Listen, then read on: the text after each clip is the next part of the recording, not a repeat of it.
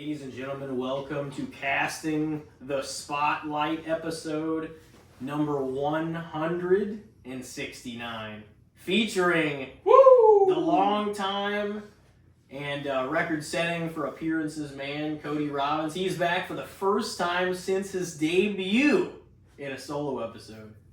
Yeah. And that's, boys, that's like 24, 26 months ago. That was over 2 years ago.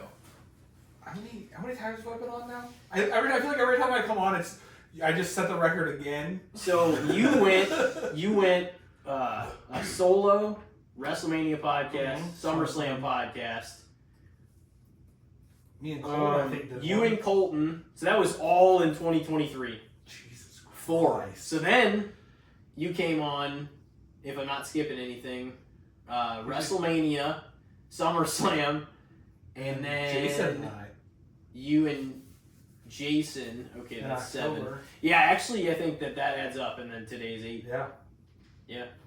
Jesus Christ. Record setting right now actually puts you one ahead of Ricky because you guys were tied. It was you two. Like me and Ethan, like with I think the last duo I had passed Ethan on one of like the groups of how many times he's been on in a group, and then me and Ricky were like back and forth of like who had the record for who had been on the most amount of times. Yeah.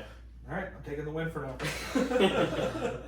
Well, you guys have been on several wrestling ones because you never missed an appearance. You made all your bookings. We felt bad to not include Cody and Ricky after a while because we're like they're consistent, They keep coming back. We can't not invite them if they keep coming back. Yeah.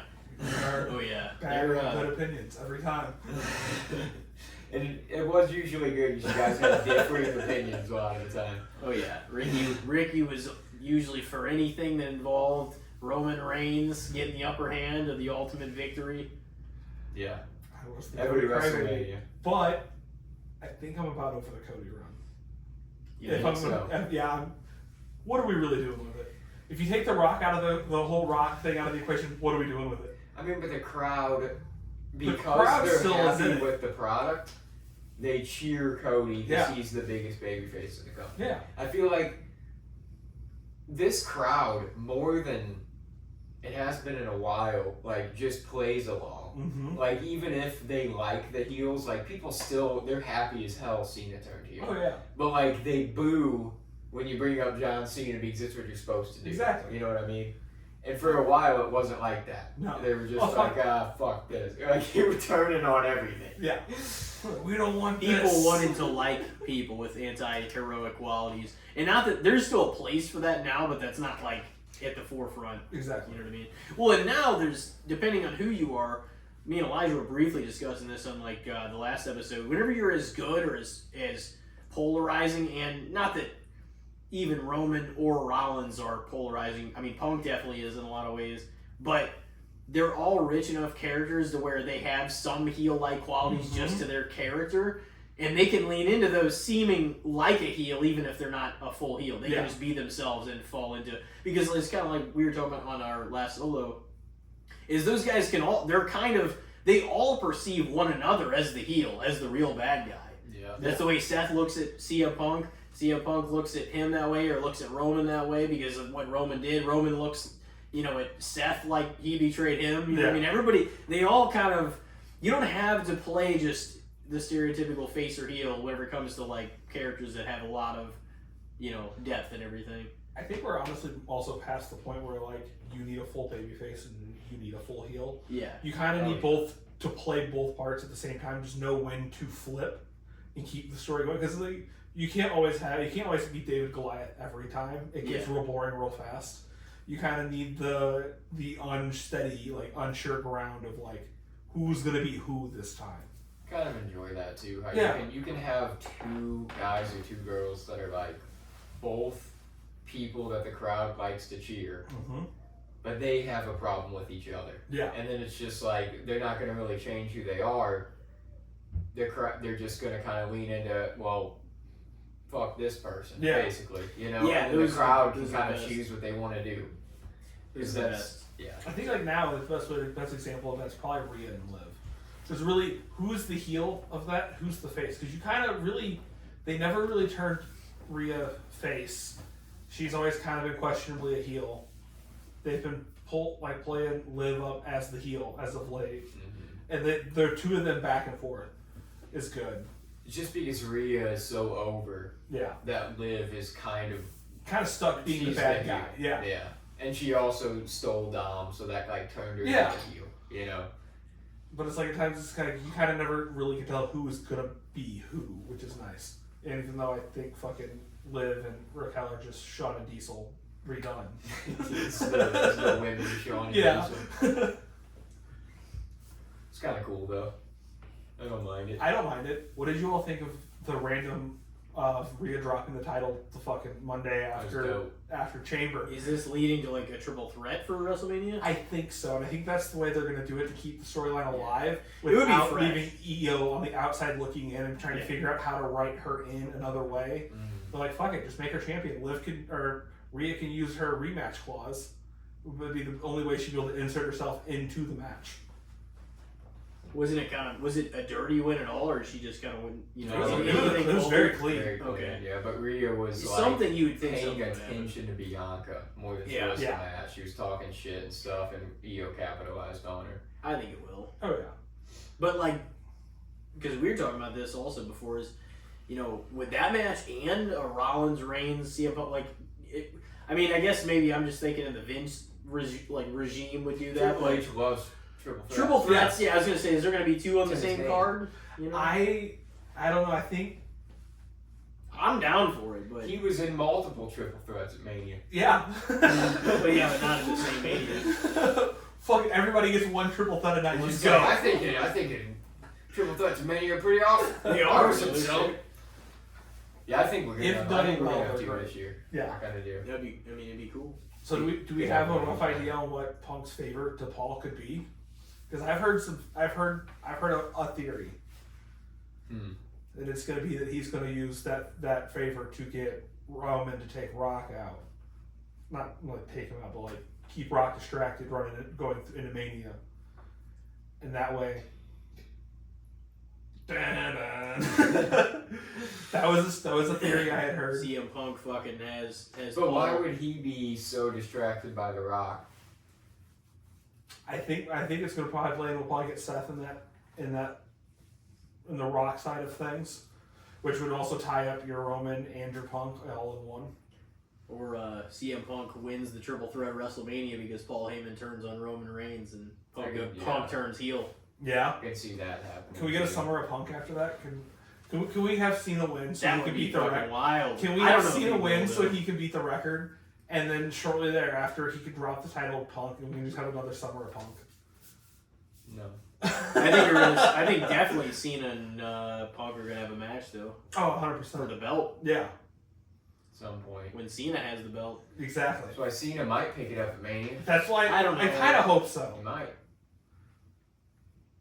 Because I thought it was going to take longer for him to enter the Mania picture before Chamber. I thought it was going to take. He was going to keep doing that. You think he was going to win? No, he was not my pick. CM Punk? I thought it was going to be Punk. I did too. Because the way they were originally building that was I kept seeing it was Cena's just going to keep coming runner up. He's going to play bridesmaid all the way till the fucking last chance. First failure, second, third. He's always going to be just short that he's not going to get it, and then he's finally going to get the opportunity. And then we all were wrong. It took, 21 years?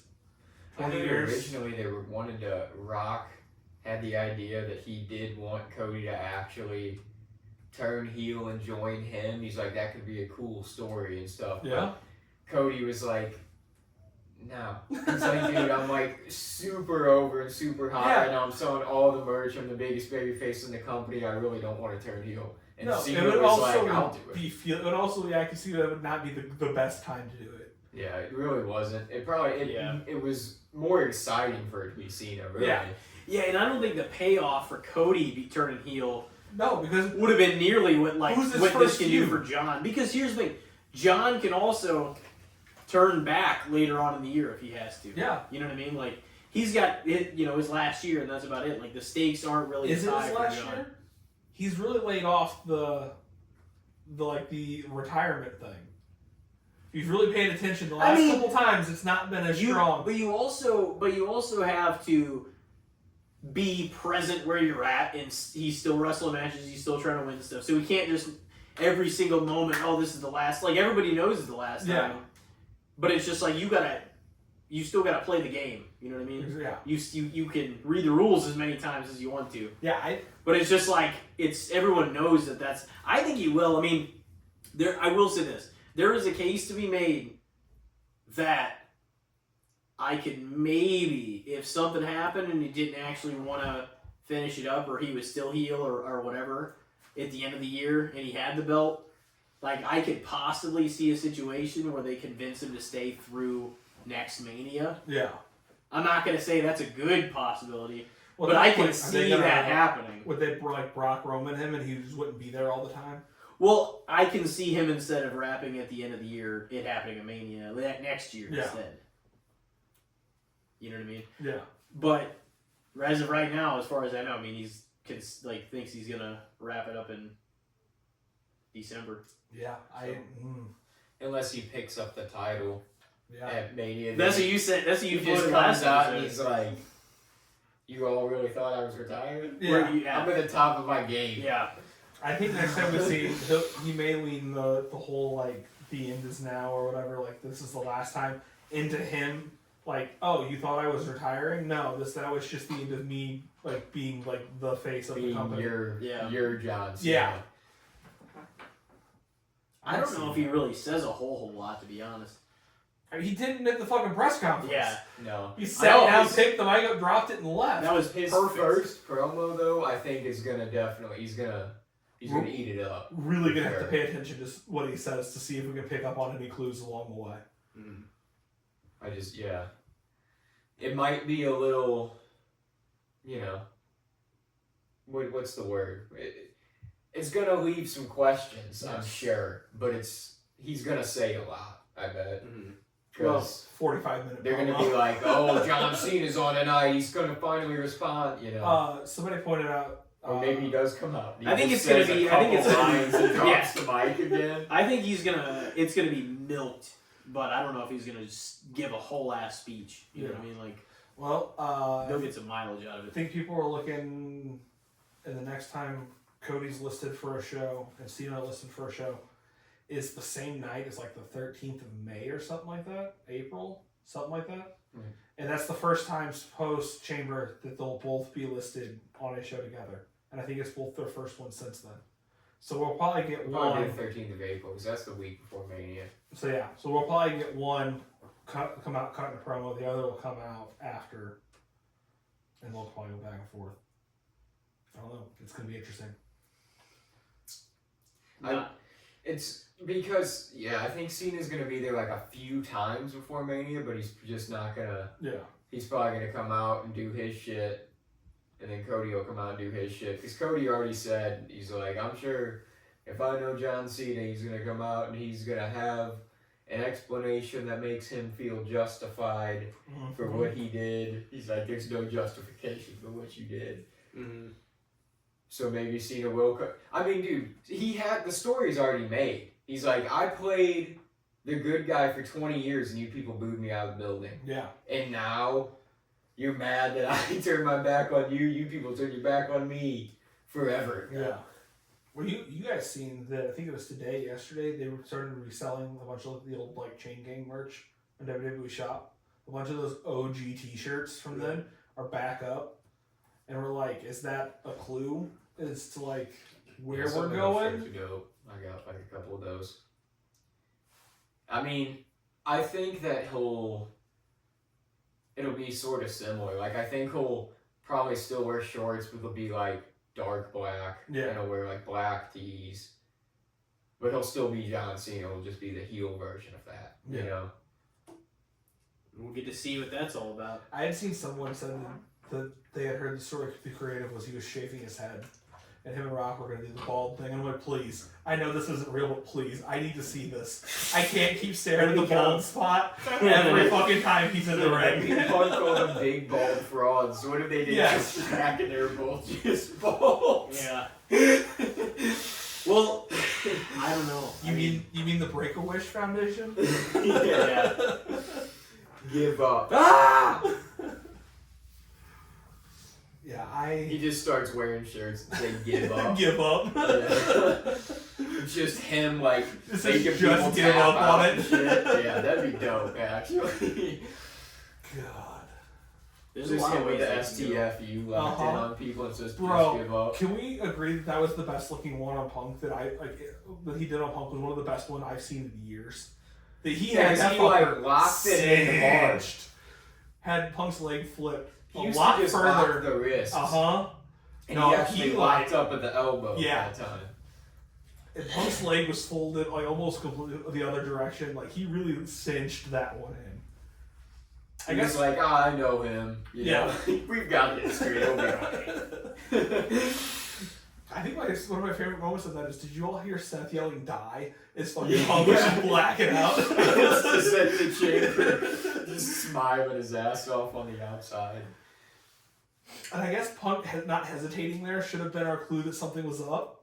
Because now looking back, I'm like, that wasn't a Cena moment when he immediately like, when Seth hit that stomp and as soon as Punk landed, he went straight for it. Mm. He didn't question it, and it's like, that should have been our cue that something was off. Or that was just his like desperation of like, this is my chance to get to Mania. I'm gonna take it now before I think too much about it. That was the initial thought. Yeah. He's just like, he's desperate. This is the time, yeah. There's no way this cage match goes off without a hitch. I know, something's happening. Oh yeah, 100%. That's tonight, right? Yeah, it's tonight in Madison Square Garden. So how does all this play out? Like, is it actually going to be a triple threat? Are you sold on that? Is that going to happen with Roman? Roman's got to come back at some point. He's most certainly got a Mania match. Maybe. I forget when his next show is, though. I couldn't tell you. I haven't seen. But like, he's not really in the Bloodline storyline these days. Well, I had read that he wasn't in the chamber because they didn't feel it was necessary for him to take an unneeded loss, unnecessary loss. So you're telling me that's why we had Logan Paul in the chamber? Yep. Well, We couldn't put any other. I mean, you could man make out of that locker you could room. make Damien also got put in that thing. Damien had a good year, though. Yeah. He deserved Well, he it. did, but Logan Paul, We I'm not appreciate mad that he Damien. was there. But you can also understand why Logan would be in there for like promotional purposes more than somebody like that. All I'm saying is we should go to Japan. Wait, never mind. He can't go. Never mind. Sorry. But don't act like you're not looking forward to the Logan Paul WrestleMania match. Who's he gonna be with? Dude, I wish it was AJ, but they're doing that tonight, Is too. it gonna be with Sammy? Sammy's out. Could it be the start of the him and AJ feud though? It could What do you be. Uh, mean he's out? He's They out. Did they injury list him? I think they gave a whole. for now. Yeah, I think they listed a bunch of shit after the unsanctioned match. Because, It yeah, was- Well, I mean that's a work. So it's no, it's Well, probably, yeah. but it's probably going to be KO Randy. Yeah, and yeah. then maybe Sammy will interfere in that match and come Probably. back. But I don't see him really being around for a while. He'll be out by till then and then show up. Because You don't think he'll have a Mania match? Probably not. Sammy, no. Damn. I think he comes in and saves Kevin from the stomp at the last second, or the punt at the last second. I Which think. is crazy because the past 3 years he's had one of my favorite Mania matches Yeah. in all 3 of the Manias. There was something about this unsanctioned one that I kind of thought was a bore. I don't know if they hyped up to be this big unsanctioned match, and with this just feels like any other no DQ match I could have seen on Raw. It's kind of how I felt about the women's tag match. I'm like, there's nothing special about this. At what? Chamber. Oh yeah. Except that Trish was there. Yeah, that was it. That was the selling point. Yeah. I'm like, otherwise it's like, Sammy getting flipped over Kevin and going through the 2 tables. That It was was good. That It was was a pretty to- crazy spot. It was to add to Tiffany's momentum going into WrestleMania, Oh, and yeah. it was to give Trish her moment in front of her home. Yeah. yeah. That was Those are cool. the 2 reasons. But at the You same need time, to give if we're- Tiffany a win at Chamber before Yeah. Mania. Yeah. And it was cool She's to get probably Trish gonna out get there beat. in front of her Yeah. the hometown crowd. I think we should have put another match on the card then. I mean, honestly. No, The Rock needs 45 minutes to say 17 words. You need 45 minutes to suck Cody's soul out? Dude, he needs to. He's the final boss. Me and you. We got close. Did you We see became Gene? friends? Look at this picture of our moms together. Yeah. You see Gene like doing the impression. He's like, I want that. he like pointed like kind of me, but like my. He's like, I want your soul. Strip club G. No, yeah. But yeah, he I don't know. He's saying some fucking weird shit, man. I still want that new final boss shirt. Cena or Illuminati, bro. Yeah. I think the go-to phrase from any of this year is just, I want your soul, man. I want it. I need it. Your soul, mine. Last year it was Mono. This year it's I want your soul. What a drastic turn we took. Well, it's kind of like, what did the fucking belt that he hit Cody with? Cody's soul. Yeah, it said Cody's soul. I think it had Dusty's death date on it. And it's like, what the fuck are we doing here? Remember at the end of that one promo last year, he's just like, now go home and smoke some more crack. Yeah, I'm like, what are we doing here? It was great. It's like, okay, Rock, what are we doing here? Did we smudge a word of the promo and now we're just kind of like... No, he has a couple of times, but like, you know, some people are like, this doesn't... I know his whole thing is like, oh no, this is going to play itself out, but like, until these moments happen, like, people are like, what the fuck is he talking about? Exactly. Yeah. Like, I don't think he needs to be this mysterious about it every time. I don't need a whiteboard with a bunch of lines drawn to different phrases and quotes. He tried to kind of spin it in ways to where he's just like, the final boss is like what the character needs to be. He's like, sometimes he's a heel, sometimes he's a baby face. And some of the guys are like some of the, like, you know, Bischoff and Cornette and like a lot of the podcasters are, you know, they're all like, what the hell is he talking about? Like, how can you be, you know, like this kind of, I don't know why they have such an issue with him popping in and out, and you know, a lot of them like him, but it's still like they just question. They're annoyed with the motivation from the promoters. Yeah. Well, they're like whose push is he taking at this point? Yeah. Well, because that's the thing. Whose Mania spot is he taking by just keeps showing up for Mania? Nope. Real build. But whose spot is he taking? We can't keep having the same 5 matches and the same 5 people in the picture. We're not building anybody. Nobody else is getting their Mania moment. Yeah, but I do think that in the past number of years, everyone's felt a little more important. Yeah, I will give it that. Like last year, a big complaint was, and it definitely was the case, like, nothing the else Rock mattered. and Cody and Roman story took a lot of TV time. Yeah. And it kind of like, some of the other stories squandered because of that. Mm-hmm. But they still delivered it, maybe. Oh, yeah. Like all those matches, the women's title matches, you know, like Damian cashing in was a big surprise. Like there was still a lot of other cool stuff other than that story, but which I love that we've hit Mania this year, and we've circled back to Damian being obsessed with Punk again. Everybody forgets that they kind of don't have a say over it though, since he's on the board. I know that's the problem.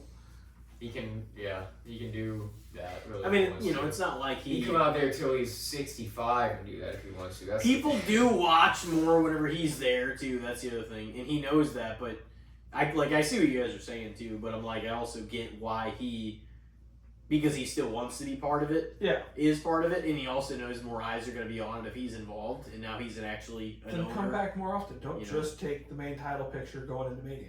But he's going well. I mean, but Mania is the biggest time of the year too, so he's going to come back. But not everything has build that Rock versus Roman story at some point. I thought they were going to do that. Not everything has to be wrapped in the title for Rock. That's my big complaint. Yeah, it's like every time he shows up, it's because there's the it's only big title. That's why this year was perfect for Rock versus Roman. Yes, Roman is not involved in the title picture. Exactly. Yeah. And it could have been done. Rock shouldn't have been. It would have left it completely open. It could have just been the two of them. But here we are kind of repeating Rock shows up because he wants the title, basically. Sorry, Cody's soul. What's that? He wants what I have. Yeah, I didn't know how that was going to go to Chamber. I was like, he's going to come out like Druids and draw pentagrams. Yeah. Cody's just going to start fucking levitating. But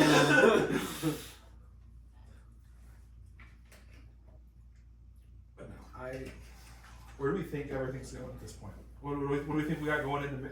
What do you guys think? What are the confirmed matches? What is Gable bringing back from his vacation? Tiffany, Cena, Cody. Right now, Bianca, Io. Yeah. It needs to be triple threat. 100%. What else is there? We need more triple threats. Right now. I feel like there's more. I like triple threats. I feel like I'm gonna go for that. Chad Gable and American Made are gonna face Ray, Penta, and Dragon Lee because he's down there in Mexico, like training for luchadors specific. Do you know whose contract is up? And he is a free agent. Ray Phoenix. You think he's gonna face him? I think he's gonna show up at Mania.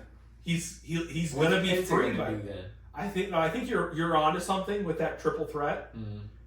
But I think Phoenix is going to show up as the last man for the team because something's going to happen. And then Dragon Lee once again gets taken. I think Ray should do it because I love Ray. He's one of my favorite of all time. But like he's been at a bunch of Manias at this point. Yeah. You could lay him out, have it be Ray and Dragon Lee. Be like, well, fuck, what are we gonna do? Yeah. Ray Phoenix, and then you definitely know Chad American Made. Well, we can't have 2 Rays on one team. That's going to be confusing. Yeah. Ray and Ray. But yeah, no, that is the big thing. Is I keep hearing Phoenix is he's finally out of the AEW unless contract. he just debuts as Phoenix. That's fine. That could happen. Because they like their branding name too, and not always the 2 names. Yeah. Which I get because honestly, if you have too many names that just sound like names, it just sounds like another person. Yeah. It doesn't sound like anything fucking, As long as you don't go back to everybody gets one first name, no last names. Sometimes you get a terrible name like Shorty G because we can't give you an actual name. Man, I respect Gable too. Dude, that man needs a good title run. It's like Gable and Chelsea Green are 2 talents on the roster that just like whatever you throw at them, they do it with a smile and they do it expertly. Yes. Yeah. I think before Gable hangs it up, he needs a good title run. Chad's honestly super underrated. The should have been Kurt Angle's son, not Jason Jordan. Yeah. Is it too late to go back and rewrite that storyline? It's too late to give Kurt a better last opponent and a better last match. Yeah, that was bullshit. Yeah, that was pretty rough. Poor Kurt, dude. He's one of the best of all time. Like his matches in his prime were just crazy. Did you see a lot of his TNA stuff? Not really. I wasn't a big TNA fan at the time. Yeah. It was better between 05 and 09. Yeah, I came into TNA at a weird time. I go back and watch Kurt Angle TNA highlights sometimes and stuff that like just sometimes it is like, how did this dude live? Exactly. He's like, how did his body 60 flip fucking painkillers a day? Yeah. Yeah. He did say he had close to 40 Vicodin a day. Well, he said it started. It was like 2 and then 4. Then he's just like I was taking 30 or 40 of them a day. I mean, it's a real thing, Oh yeah. It's crazy because like it was so sad. Like his Angle documentary on Peacock was really good. I would definitely recommend watching it if you haven't seen it. Because like it shows his like Olympic training and the shit that he had to do like leading up to that, everything through him entering like the ring. I'm like, it's like a 2-hour docket, but it is so good. It's like for the first time you see like a really comprehensive Kurt Angle doc. Yeah. And it includes all of his like Olympic stuff, like leading into the trials and everything. It's fucking dope. That'd be interesting. I'm like, the training he went through, I was like, Jesus Christ. I mean, it is the Olympics. It's the best athletes in their prime in the entire world. Yeah. Especially as like a amateur wrestler, like because those guys train hard anyway. The stuff that he would do was insane, man. The stuff that he would do was insane. He won it with a broken freaking neck, man. Yeah.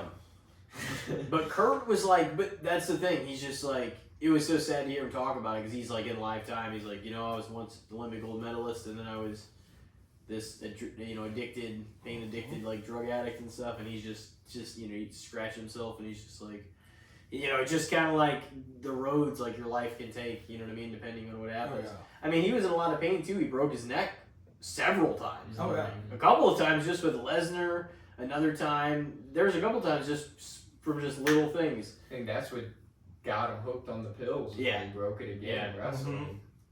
Because then he would just do it to kill the pain. And then in TNA, he would just do crazy shit all the time. Like, apparently some of the guys, like, they were inexperienced with that level of intensity. Like, apparently when he got there the first few years, people were, like, a little intimidated to get in the ring with him. Like, for real. Because they were, like he felt like he was in there and he was really fucking doing this shit to you. He was intense. Yeah, like they were like high on Vicodin. Oh yeah. People were like, want to make it all the way like to this table. if you're not like somebody as legit as like Samoa Joe, like I can see a lot of the other guys in there being like, well, we're just fucking pro wrestlers, man. Like, we don't know what the fuck you're doing. He's just like in there like grabbing people's ankles, just fucking flinging his own body. Oh yeah, doing like a moonsault off the top of the cage. That is just still like, one of my favorite.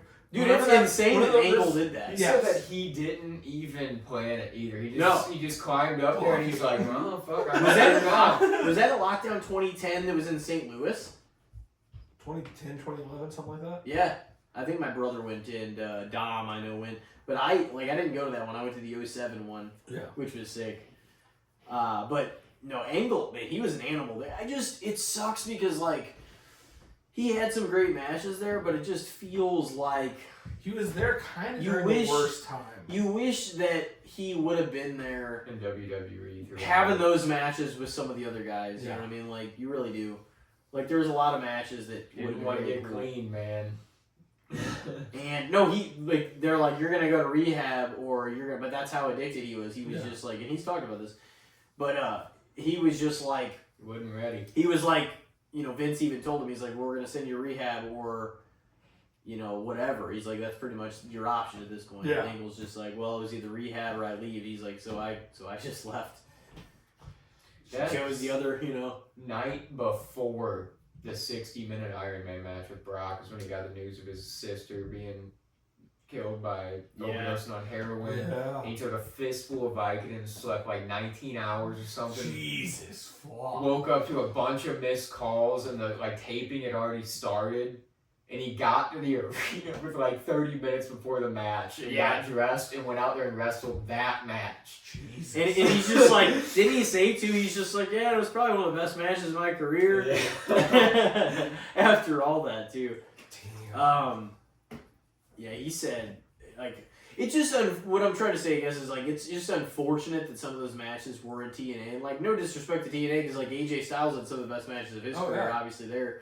And so did a lot of people, you know. There was some great shit there. But, like, what he was capable of doing at the highest level, you just wish some of them wouldn't have been there. You know what I mean?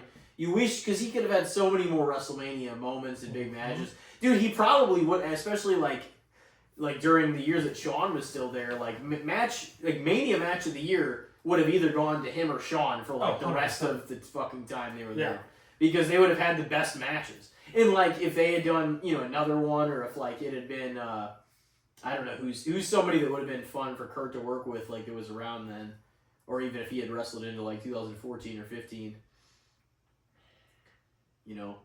He could have had a lot of banger matches, though. 100%, yeah. You know, I'm trying to think of people. It was kind of the era where I ducked out, so I'm like, who would have been? I wasn't after like early 2010 TNA. I don't know if this was all intentional, but we did see a pay-per-view. It was Genesis that year. It was kind of disappointing for the first time in a long time, and then somewhere in 2010, I was just kind of like I've never been out of wrestling, like, pretty much ever in my entire life. Yeah. But at a point in 2010, it wasn't even intentional at all. I just was really not watching live at all. For, like, a lot of the stretch in, like, probably the middle of that year and a lot of, like, towards the end. I missed a lot of what happened in like, 2010. I did that at the end of last year up through. I've watched more since they've gone to Netflix. I've enjoyed the way things have gone. Things really haven't changed, but they've changed enough that I like the direction things going. But I'm not watching SmackDown every week. I'm really just catching Raw. And sometimes I like that it's up on Netflix, because if I miss it Monday night, I can go I can get up Tuesday and watch it. And you see clips, highlights, and big moments on Facebook and on Reels and on all this other stuff. So I never you can be fed the information within fucking minutes. Yeah, it's like I never get out of it. I just may not watch it. I'll catch all the highlights here and there. And I was still checking wrestling news, but I'm like, I always kind of point to that. I'm like, if there was a year in all my life that I don't remember being as it was probably 2010. Like at one point, not even necessarily purposely, but I remember being extremely disappointed by that TNA pay-per-view. Even then, and I was like 13, 14. But compared to the stuff the last 4 years or 5 years of TNA, I was like, what the fuck was this? You mean it wasn't it didn't even make sense. Action for you? And like Mr. fucking Kennedy, Mr. Anderson, like debuted there, and he like beat the shit out of the Monster Abyss, and it was like, how is he just gonna beat the shit out of Abyss? Like, this doesn't even make any sense. Which it was like you guys seen that Abyss is coming to the new 2K game, right? Really? We're actually getting the Black Hole Slam. That was an underrated finisher. It is, but we're getting it in like the weirdest bundle of all time because it's like Abyss, somebody else, and then a bunch of NBA stars. Mm. And I'm like, it's another one of those that's just kind of like the throwaway DLC, but the timing doesn't make sense because Penta comes after that, and then the DLC after. There's a bunch of big names that are coming in the DLC after that one, and I'm like, you couldn't have put them with this one, or you couldn't have given us more TNA people with like Abyss. Don't you feel like Abyss is the perfect combination between Kane and Mankind? Yes, he's like exactly what that would be. Yeah, that's what they were going for. I think. Yeah. Like, Abyss used to scare the shit out of me when I was a kid. Because he was like a maniac, like Mankind, but like he was also just a fucking monster and like a machine. Like the times I would catch TNA was like early Abyss. When they really kept Abyss under wraps and he would just show up in waylace and fucking just disappear again. Like, top tier Abyss. It like used to scare the shit out of me. It was one of those things that I'm like, I don't like this guy. I'm not gonna watch. And then if I was watching, it's like, come on, I'm like, alright, I'm done. I'm back. The Black Hole Slam would look fucking dope whenever he hit it on people. Oh, yeah. Just, they'd catch him off the ropes. I don't know. I always liked that era, though. I love TNA's That's the era six-sided ring. To, yeah. The 05 to, like, the 09 era was really good. And then, like, you know, in ways, you know, whenever Bischoff and Hogan got there, and not maybe all due to them, but certain things that they did, like, going back to the four-sided ring, brother. I didn't like that they did that. I was like, what the fuck are you guys doing? They fucked that place up. It took the uniqueness away from TNA for me. Because when I would think TNA, I would think six-sided ring. That was the era that I started to kind of... But it was because of that pay-per-view I saw at the beginning of the year. Yeah, it was their own thing. It was. They had their own ring. Except I hear it was worse. It was worse to Landon than the normal because it didn't give like every other ring does. I didn't even know about. I didn't even know about the Jeff Hardy Sting thing at Victory Road 2011 for like probably a little later because I just wasn't watching at all. Yeah. TNA, especially after 2010, like I wasn't watching at all. I mean, I didn't watch it whatsoever. That's when they started the whole Aces and Eights thing, right? It was right around then. It might have been. And now I kind of know some of the stuff that was going on, but... I felt like for a while, every time I tuned in, it was just Sons of Anarchy meets wrestling, is all that storyline was for a while. And I'm like, this is okay. I could just watch any other soap opera if I want to watch that for a story, not actual wrestling. What was the name of Abyss's weapon? Oh, what the fuck was that called? Is it Janus or something? It might have been. So. That sounds right. I was going to say. I was like... Who the fuck? Who was? I'm like, man, if it was named Lucille, they really might have just been ripping off the hot television shows. What was Because what's that might have James, been before that aired though. Yeah. But James, what's his name? His manager. What was James? What's his name? Is it James Mitchell? That's true. Is that who Abyss's manager's name was? Yeah. Who was the other guy he had? Judas Macias.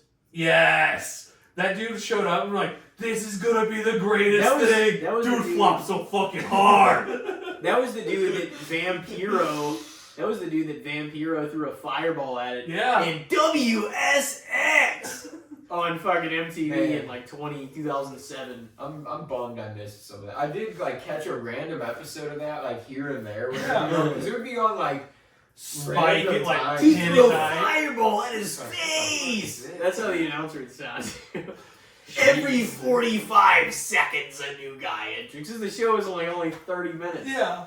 And it was on MTV, and but at one point, Vampiro threw a fireball at Judas Macias' face. I think he was Judas Macias in, I don't know if it was WSX or if it was TNA, but he was that in one of them, and then something else. But it was almost billed like the Kane and Undertaker storyline because every fucking week James Mitchell would be like, I'm gonna reveal the secret, and just be like, but he would just be a little the way he was. He was a good manager for sure, but he wasn't Paul Bear. No, but they tried way too hard for that one. He had the cool eyebrows though that made him look like a devil evil bastard. You always wore the black fucking pinstripe suit, had like the red shirt. Yeah, had the fucking... dude, the red suit was pretty sick though. Hold on, I'm trying to figure it out. No, that was pretty. But I just remember it's just like every week it's just like stop. They like ended on a cliffhanger like that. The secret. And that's like what they would do back in like 1997 before Kane debuted and stuff, and Paul would come out. Yeah. Oh! So they finally revealed it. Yeah, no, that was Judas Macias in TNA. Okay, so who was he in WSX? What are the other names? I'm looking, hold on. He's actually wrestled under a lot of fucking names. Oh, Most of them have, it seems like. Has he? I can tell you once I hear it. I just have no idea what it is off the top of my head. It doesn't bring it up, but he was Mil Muertes in fucking Lucha Underground. If you ever watched that. Yeah, I've caught random episodes of that too. Dude, it was weird to me how it was like they made it seem like it was like a back room, like a fight club. Like during dudes' entrances, they'd walk through a door to like get to the arena. I liked it, and then it was like after a while, it was just like this is so just fucking out there. And it started turning into literally like a telenovela. Yeah. Like a Mexican soap opera mixed with wrestling. It was Ricky Banderas in WSX, 100%. It was. I just kind of Ricky Banderas! That shit was funny as fuck. He won the WSX championship in his debut match for the promotion. He showed up and they're like, we're putting the title on you and sending you to the fucking moon. In our half-hour syndicated program. Yes. They had Teddy Hart there for a while. What the fuck? Do you know what happened with him? Like, what was the controversy with Teddy Hart? Because people always refer to it like he's blacklisted almost kind of thing. There's a lot. Dude's fucking psycho. Really? He was wrestling for them back then. That only season debuted in 2007, and it was 10 episodes. I think it's Netflix. Maybe Peacock has it. TV. There's a documentary about him and his life. Dude's fucking psycho. Like, who is he? Like, what of the family is he really connected to? Do you know? I don't know. We're gonna have to look. We're just gonna keep looking and talking. We like know this shit, but we don't know it specifically like that. But he kind of is. He's like more, you know. It's like all the other hearts are like, we do it by the book, man. We're the best wrestlers. He's just off the rails. Hey, Black Sheeps, though, when it comes to like television and stuff, usually some of the most entertaining characters, but when it comes to real life, they're usually blacklisted. Yeah, I don't remember. It was just it just said he's the oldest grandchild of Stu and Helen. Oh, okay. But it doesn't list who his technical parents are. But he's cousins to like Brett and all of them. Mm-hmm. So he's somewhere in the family tree. Somewhere along the way there. What did he do? Why is he nuts? I couldn't even fucking tell you at this point. There's been so many things that they were like, yeah, no, we're done with your shit. Dude would just like throw shit across rooms for no reason. Dude was just absolutely batshit. Like they'd be backstage and he would just be tearing the fucking place apart, yelling, screaming for no reason. It's the drugs. Yeah, no, I think he had some troubles for sure.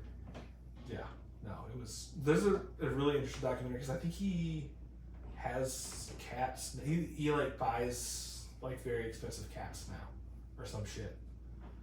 Like dude's fucking out there. Was he breed them and sell them? He might, I think so. Yes. Like he took the weird train and just kept rolling on out of town.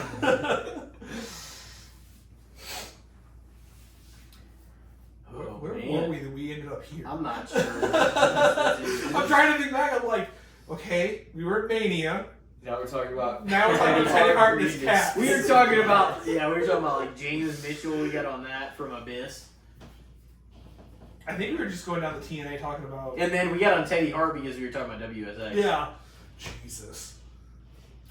A Piranha Death Match. They had some promotions that just came and went. Next up is gonna be a TLC. Tables, ladders, and cerveza. I remember the guy's voice the announcements distinctly, and it's been like fucking 18 years. Because it was so obnoxious over the top. It was. He's one of those. That's exactly how what I'm like. I forget his name, but I hear the voice. And I'm like, yes, that guy. What is it? What was it? I have no fucking idea. And then the one day they're like, and tonight we've got in the studio 3-6 Mafia. They love wrestling. Honestly, how it feels with WWE right now, and it's like, oh yeah, by the way, Travis Scott's here today. What the fuck's Travis Scott doing here? Yeah. They wanted that picture though because they wanted that to be like, oh shit. And then Bischoff and Conrad were talking about that too. They've been like, who's like Cyndi Lauper and like a lot of them like actually drew people. Mike Tyson, obviously, like they drew people to like watch and come. They wanted the pop culture thing, and but it's like, why Travis Scott? Well, they were like, who the hell is coming because Travis Scott's, Yeah. And like, I don't know if it's drawn or not. I mean, it might have extra attention, but we don't know if those people are like, oh! It probably brought attention to his fans. Yeah. Guys that don't watch wrestling. They're like, what the fuck's he doing? Yeah.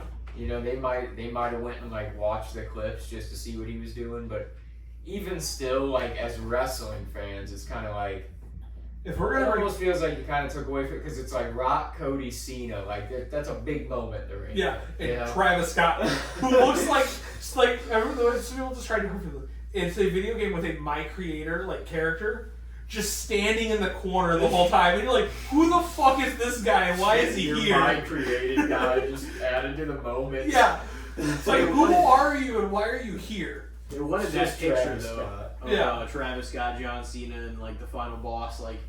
All together in a picture, just to kind of get out there. We were talking about that before. If we're gonna bring any celebrity like that in for a pop culture moment, bring back Bad Bunny. That man fucking I thought he was gonna wrestle some sort of prominent. Who did he wrestle a few years ago? Damien. Yeah. Okay. And they had that spectacular match. San Juan street fight. Yeah. Yeah, that was a great match. That was like the last time he wrestled like real seriously. Yeah. Didn't he team up with like Cena or something? He teamed with somebody something like that night after Mania. Something like that. No, instead we got fucking Travis Scott and Logan Paul. Whoa. I thought you were about Logan Paul for a while. Logan Paul, man.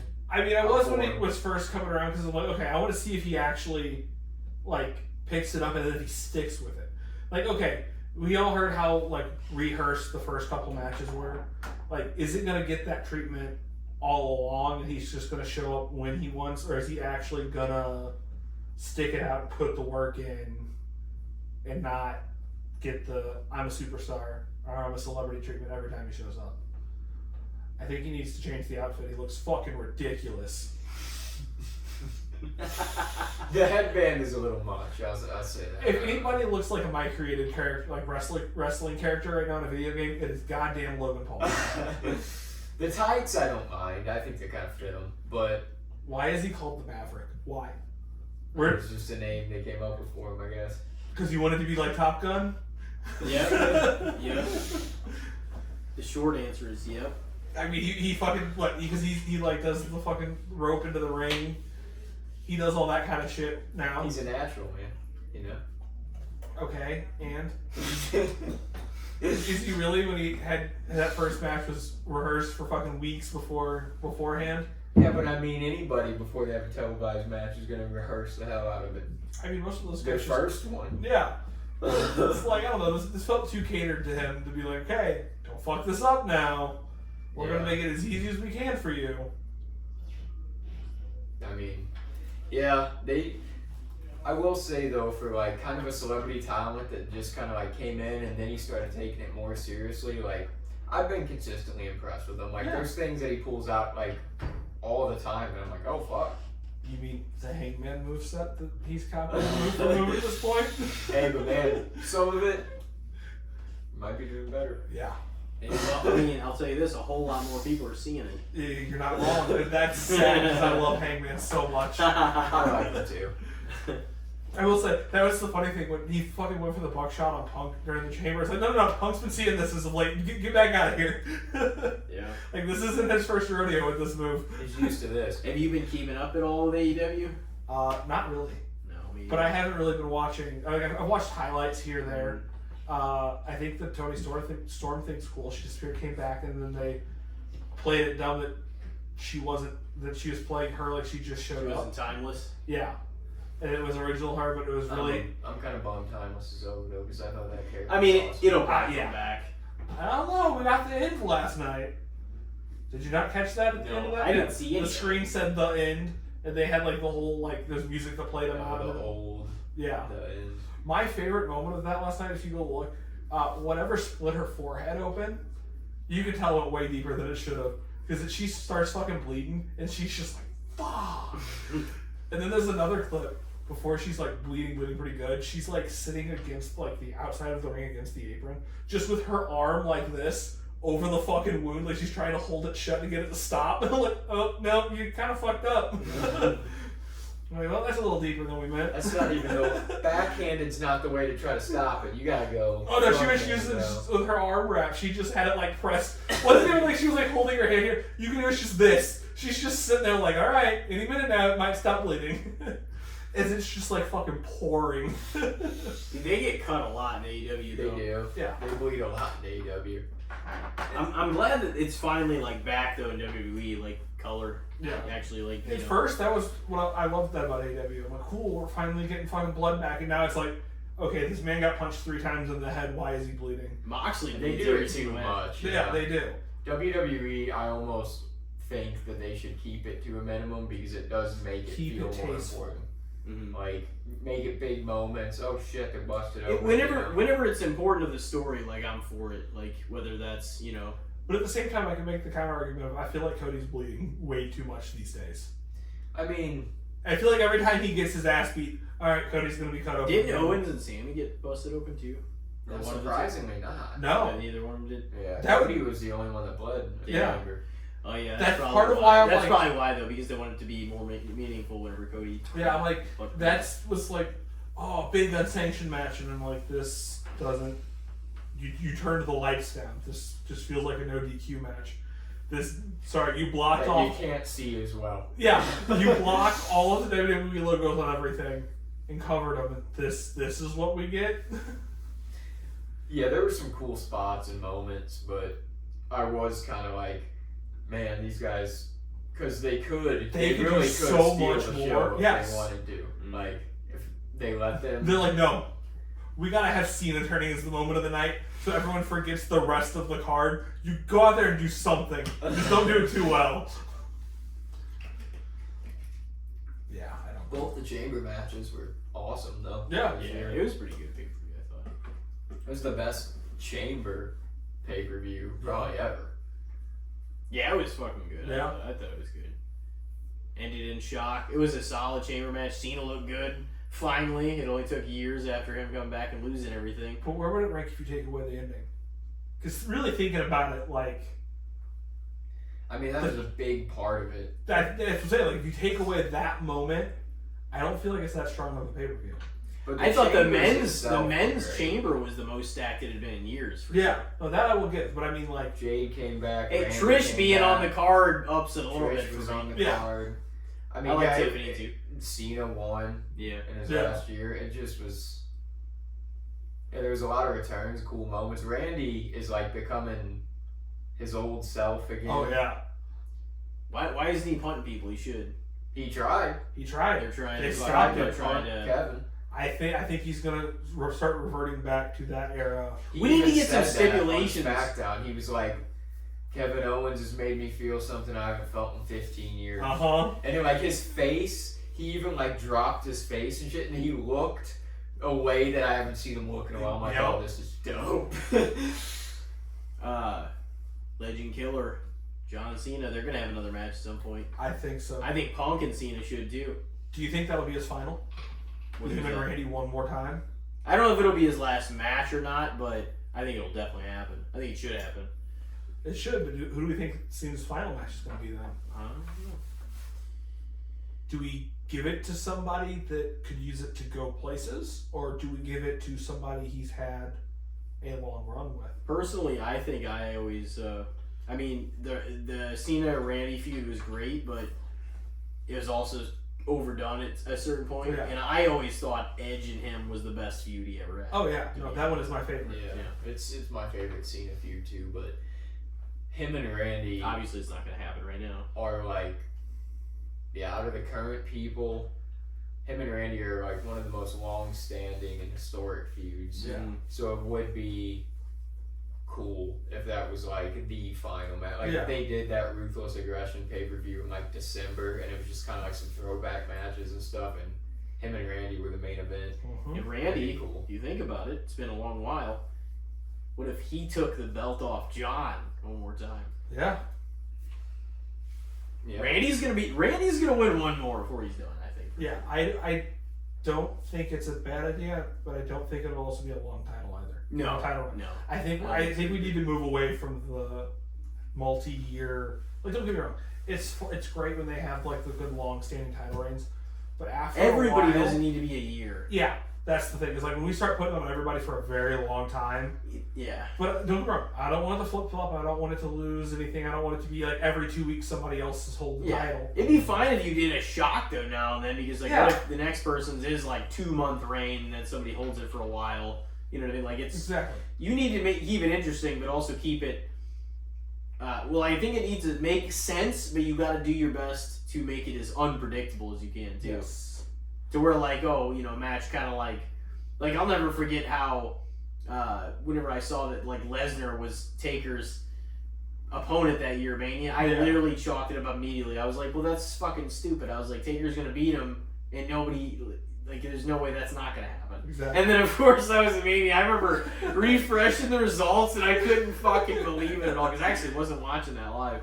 And I was like, what the fuck? Like, what? Like, that's wrong, right? There's a misprint, right? But yeah, I couldn't believe that. Because I chalked it up to, I was like, there's no way he's going to beat Taker. Yeah. Yeah.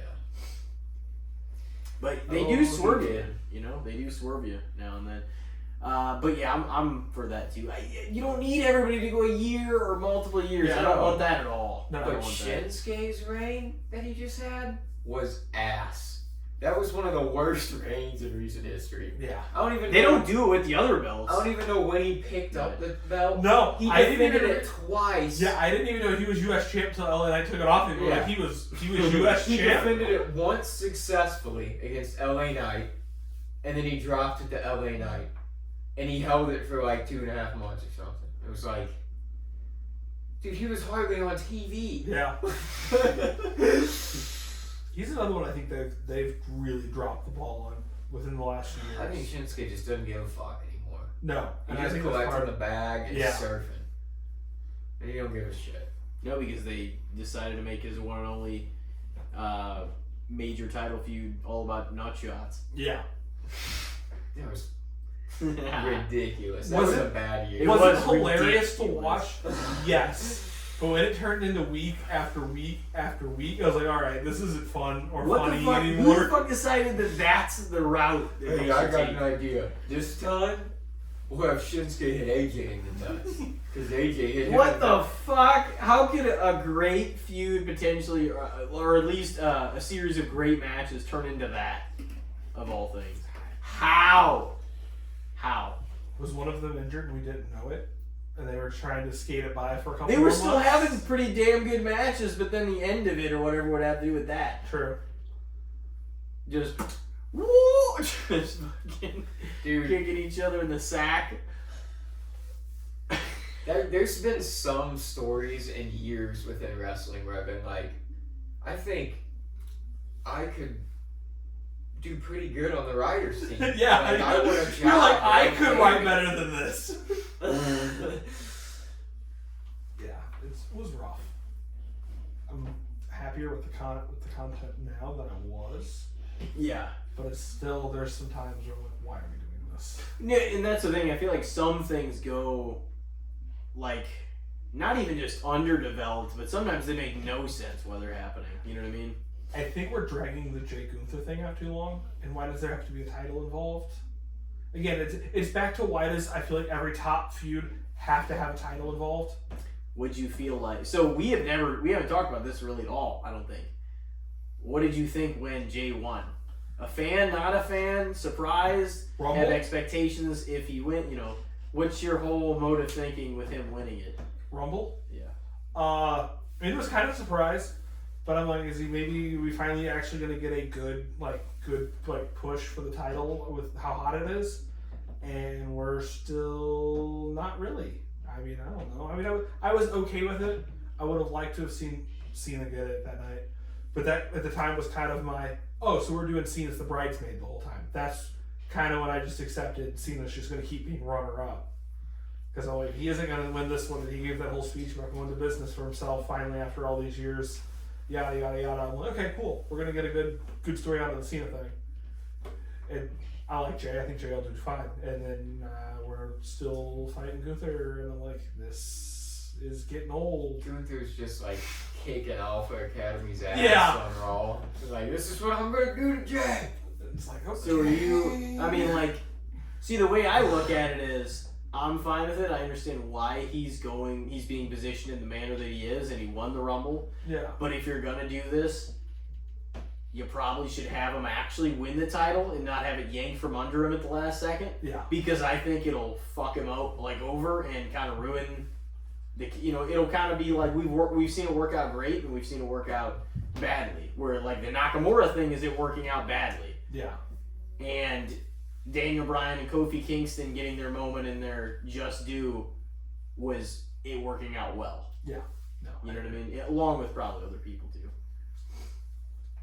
So I think it's a mistake to have him win the Rumble if he loses at WrestleMania, but as long as he wins, it makes sense to have him get his moment. I don't think it'll be that long of a reign. No. And that's kind of the thing, is I feel like his last reign, it was so hyped, everyone was so excited, and then he dropped it. And it's like, okay, that was kind of odd. Especially for as hot as it still is. That man's every entrance, I feel like these days, is through the crowd with everybody absolutely losing their shit. It's kind of like Seth. That song, his entrance is so over. And it's like, okay, so we gotta do good things, or we gotta let it ride till it dies and then push him. Mm-hmm. That's what I mean. They've created an opportunity to put him over big time, and like if you miss this, I just feel like it'll make him look like shit. Nobody will get back on board the way they were. Yeah. They've already missed their window essentially with LA Knight. Oh yeah, 100%. Because it felt way bigger like 2 years ago. Yeah. Now it's like, okay, cool. Now he's the mid card guy. He's just kind of accepted that he's gonna fight for the U.S. title and maybe the Intercontinental title sometimes. And yeah. I mean, he's still over with the crowd. The crowd pops as soon because his song, like as soon as it starts, it just drops. You know, so the crowd goes hype during his entrance. They love him. But I think everybody's kind of just accepted he's not going to win a world title. Yeah, you know? And that sucks. Because I feel like he should at least get one, even if it's a short reign. Yeah, I mean, it would be cool.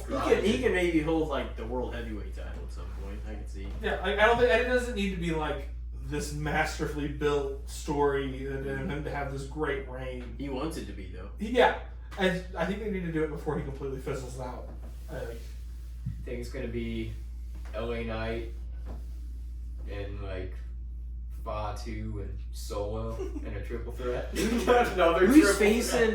facing Logan Paul though? Honestly, I think it's probably gonna be AJ. You think that's what I think? They're setting it up tonight. Yeah. You think? I think tonight's the beginning.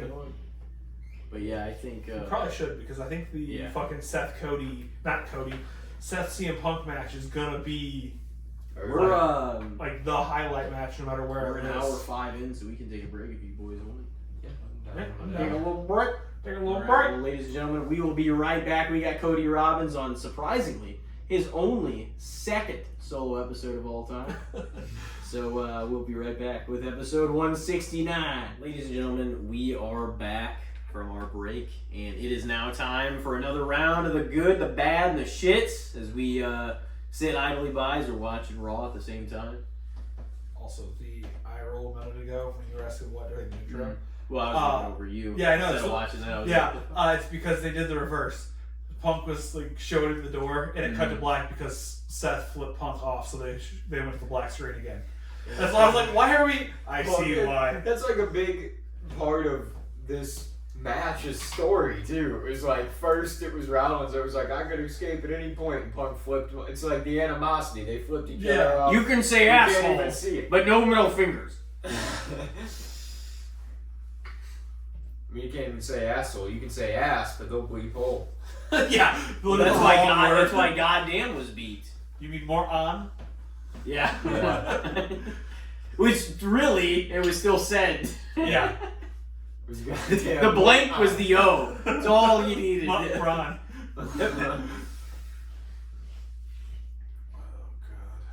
Speaking of bleeping, I should say.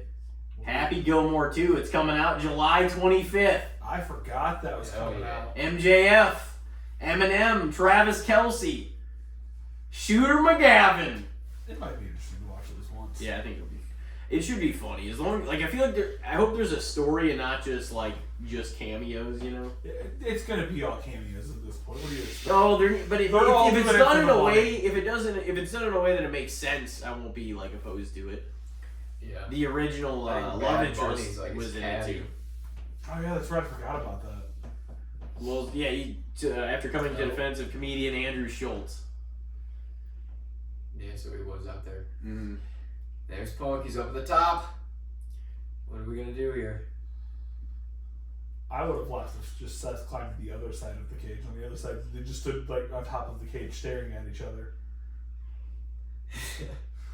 Who's gonna move first? Honestly, I was looking forward to this match though, just because this rivalry's been pretty awesome. Speaking of, do you guys have any wrestling good, the bad, and the shits? Yeah, I had one. It wasn't over anybody specific or anything like that. Yeah, I was gonna say, if we wanted to get into that first, we could, since it's kind of.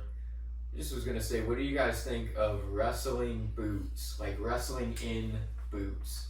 A lot of people still do it, but it's not as you have to anymore. There's a lot of wrestling shoes with kick pads these days. Yeah, a lot of people are wrestling in shoes and tennis shoes and Air Force Ones. You see all kinds of things nowadays. So it's I think Seth's in shoes of some sort now. Under those kick pads. I don't know. So what do you think? Wrestling boots, are they overrated, underrated?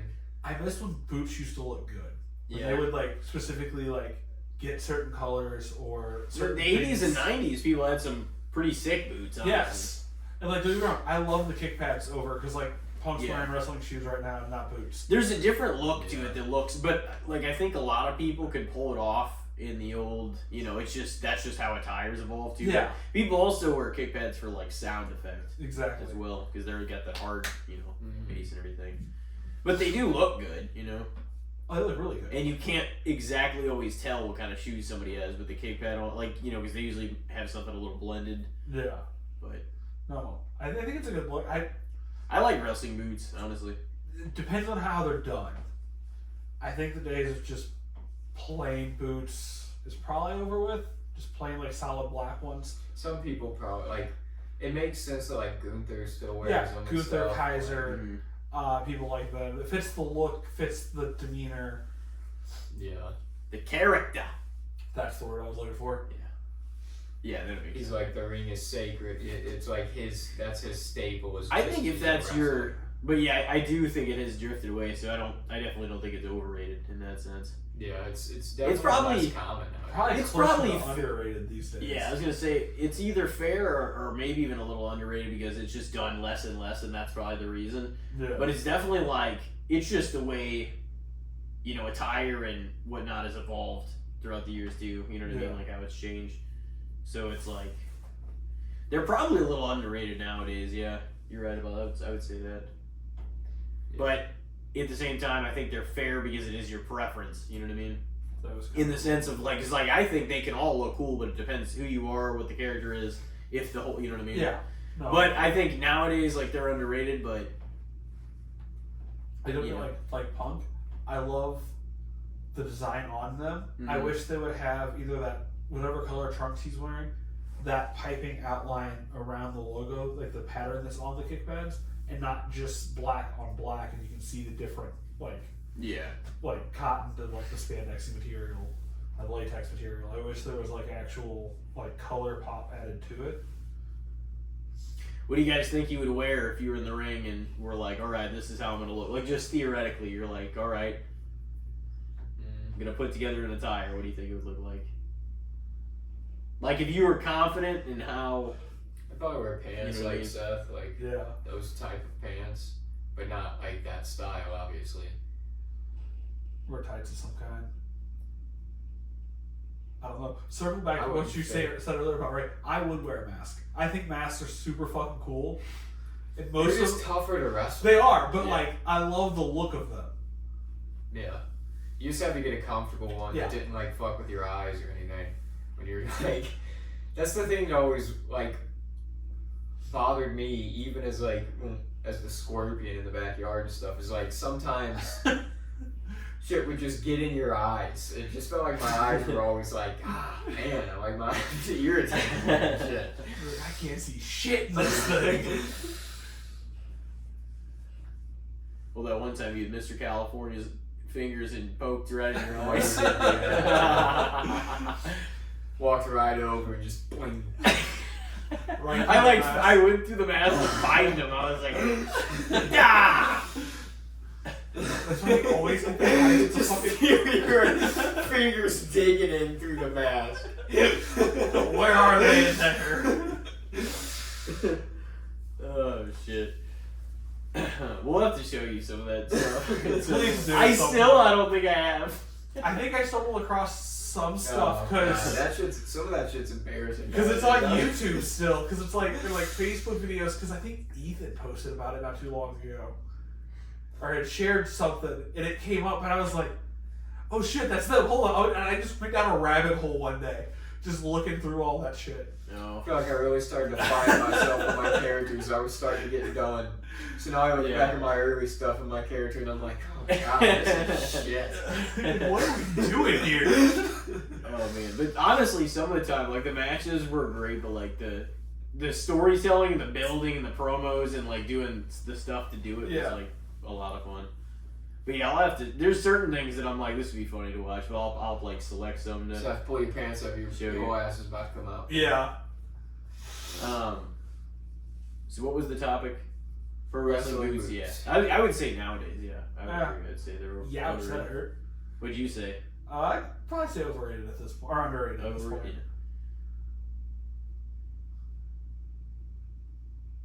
Rollins is like not gonna quit. All right, who's next? What do we got? I got one if you don't have one yet, Tom. All right. Well, we'll have you take it in the next direction, and then I'll see which way I want to put it to. Like holiday themed horror movies. That's why I asked if you guys have seen Hard Eyes, because that's just the most recent. Unless you go to Terrifier 3 with Christmas, Thanksgiving, Krampus. Fun fact, Tim. Remember before how we always joked that Patrick Dempsey didn't have the Boston accent in the first half of the movie, just in Act 3? Remember, because that was always the joke of like, where the fuck did the Haba thing come from with his voice? The Haba. It's very slight at the beginning, because when you pull it up on Netflix, and like it always like shows like clips from the movie, he's talking sitting there in the diner like early, like a couple minutes in past like the cold open, and a couple words have that like sound on him, like he's supposed to be doing the voice, and he just forgets. That's funny as fuck. Nobody reminded him. Yeah. You gotta stay in character. He's like, I'm Patrick Dempsey, I can do what I want. So yeah, holiday movies, overrated, underrated. I kind of feel like we were leaning towards underrated there, coming up on the end of the year, because it was just like, how many more gimmicky, like holiday themed movies than art and Halloween, because those are easier to make. Yeah, that are just like, how many good gimmicky Christmas, Thanksgiving. I like them. I do too, but I'm like, are we just, that's going to be everything we do now? Yeah. I mean, it is nice though that like St. Patty's Day killer, Valentine's Day and stuff has one now. Yeah. You know, I mean, my Bloody Valentine and stuff, but like, it's neat that some of these holidays get a horror movie, because then I'm like, oh cool, now I can have this to watch around this holiday, every year. Like Thanksgiving, that was a cool one. It was a really good one. I'm trying to think, what's the new one that's coming out? Clown in a Cornfield. Fuck yeah! I read the books. Is the books good? Without getting too far into it, because I haven't. I want to see the movie. Yeah, I read the first two. I think there's 3 out right now. Yeah, I read the first 2. I liked both. Watching the trailer at times, like this kind of feels like the Thanksgiving parade scene throughout the one section of the trailer.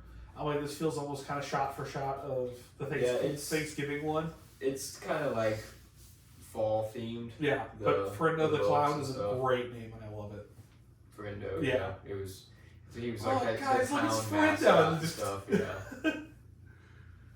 Yeah. Hopefully it's good, because the storytelling in the books were cool, because it was like they actually built the main kids out, like their characters out enough to where you actually kind of cared about them. It wasn't just like a straight up slasher kind of story. And here's some kids. We'll tell you a little bit about them, and we're killing them now. So I hope we actually get a little development with the kids, but we'll see. I'm gonna stop off the second rope here. Yep. I mean, yeah. Punk has had the upper hand for a minute, so now they're just taking it to each other. Is there any 4th of July killer or something like that? I think there's got to be a 4th of July horror movie. There's got to be one for every holiday. I'll make that my job before the next time I'm on here. I will just research holiday themed horror movies and figure out which one goes around what holiday. And we can just do a whole fucking episode just holiday themed horror movies. That was Roman. Yep. There he is. Seth won the match. Yeah, well, faulty finish. But we didn't think it was going to be a clean finish. Nope. Oh, shit. Well, for our audience, Roman Reigns just pulled Seth out of the damn cage, man. We knew that something was going to happen here. It didn't feel like this was going to be definitive. So, dial way back to the wrestling conversation. Is this our Mania match? Are we finally going to get Seth versus Roman, like, end-all, be-all? Well, what's Punk do then? Maybe that's his favorite. He gets put in the match. It's a triple threat. I feel like it's going to be a triple threat because he's not finished with Rollins. No. But Roman and Punk don't get along really, but are they going to build the story that they're kind of like, okay, we're going to team up and he just cheated him out of the match. They're not going to team up to take him out. Roman will tell him to stay out of his way. And Punk will also be like, you cost me. Like, this was supposed to be when I finished this with him. Yeah. Is it YTC, your tribal chief? Is that what we're going with on these shirts now? The Romaniac. It's something different every time. It feels like it is. They're like, can we make a new t-shirt, make some more money? Hell yeah. Everybody's going to buy them. It's the same reason. How do you make more money? Oh, we got the NWO shirt. Well, let's make it black and red. Yeah. And then that sold a whole shitload more.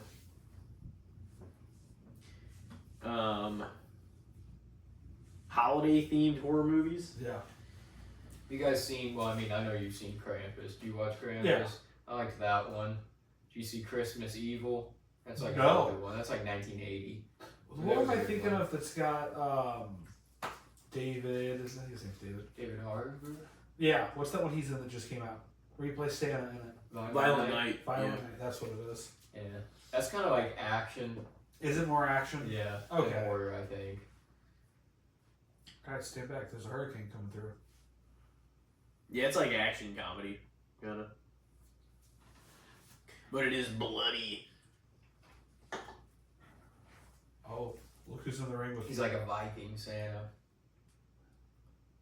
Oh. Shit. Now we're building this too.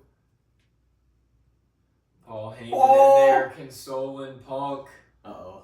Is he gonna slap Paul the fuck around? He's just gonna come in there and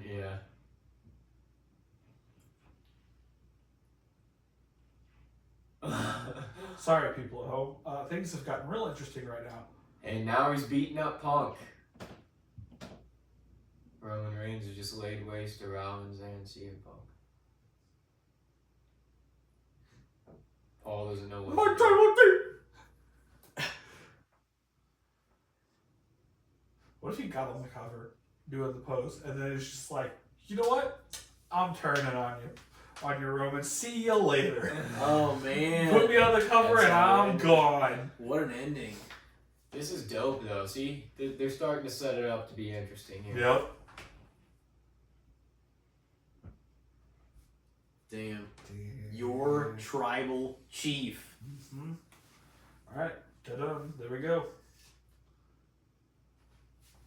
So, yeah, holiday themed horror movies. I don't think we ever got it to the end of that. We kept tangenting and I'm gonna say I'm gonna give it a fair because we have seen more and more of them now. Yeah. And if anything, that's the direction we're going, not backwards, and like there not being any.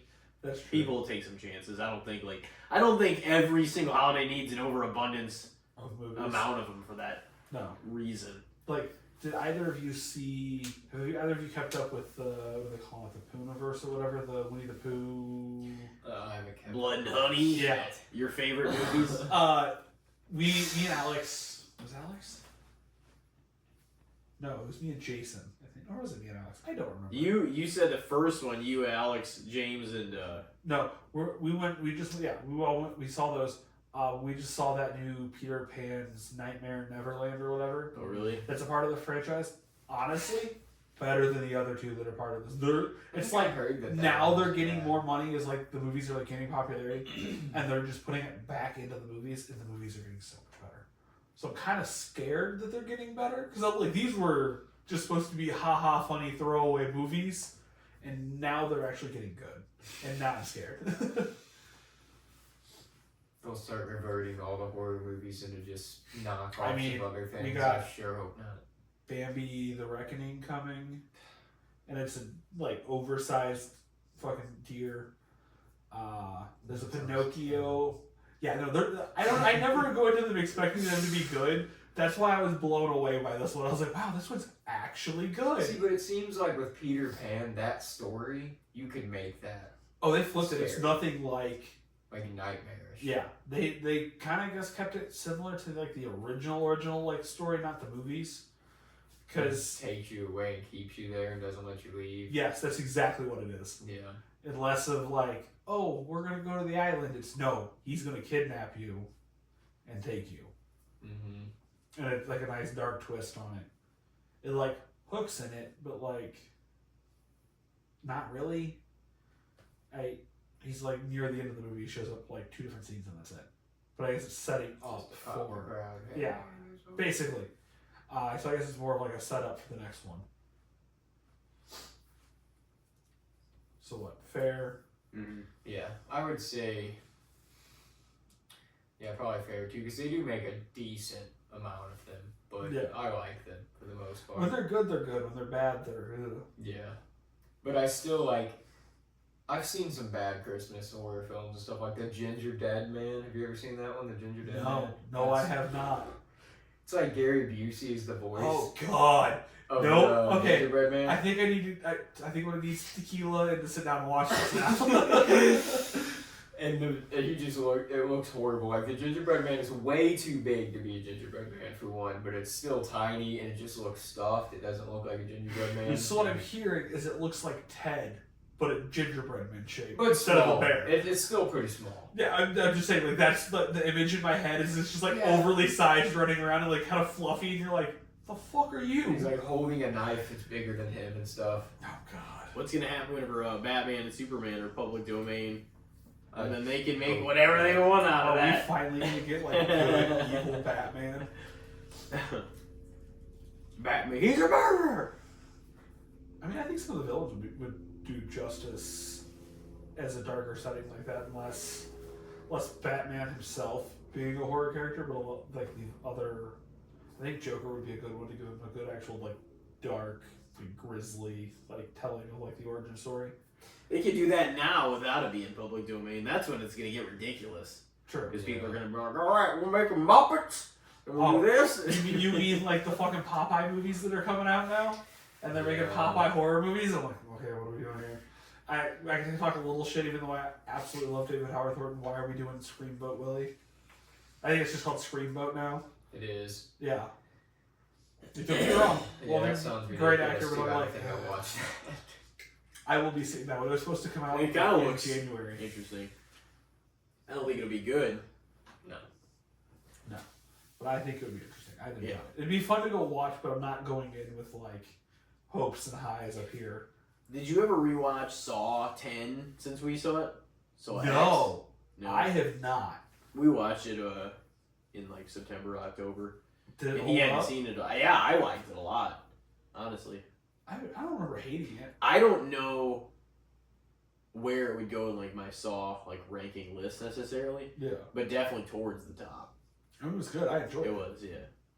Are they actually going to try to make a 11th one? I think they are. That's what I saw. It's like, goddamn. But I don't know They're pulling at the thread of every second of this man's life. Yeah. But I don't know how many more we're going to They shouldn't have killed him.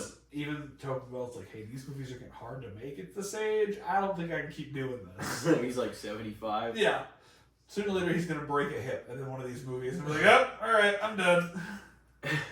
You just throw a ball cap on and turn it around again and look 20 years younger. Give him another skateboard. You think it's over just because I'm dead? I mean, they can benefit just like using his voice from here on out, I guess. They could do that. But they also could just be like, nah, we're going to be done making them. I mean, that's what they should do. That's what all these series they should do, and then they just overextend the life because they're pulling at the thread of what's left of the brand once they fuck it up. Yeah. That's what so many things have done, though. I mean, like some stuff's good because it's hard to say it's all bad, but sometimes you're like, man, because that's the kind of the way you feel about Star Wars in certain ways with with some of the shows they release. Yeah. But just some of these universes, you're like, it's awesome to see more content and everything, but eventually when they take it so far, you're like, man, there's kind of no going back to the way it used to feel when it was like the special sort of thing that I watched. Yeah. Now it's just like, everything's, but it's got 10 shows, 6 movies. The movies tie into the shows at certain points, so you have to keep up with the shows to understand certain movie plot lines. It's like an overabundance we weren't quite ready for, as much as that sounds absurd.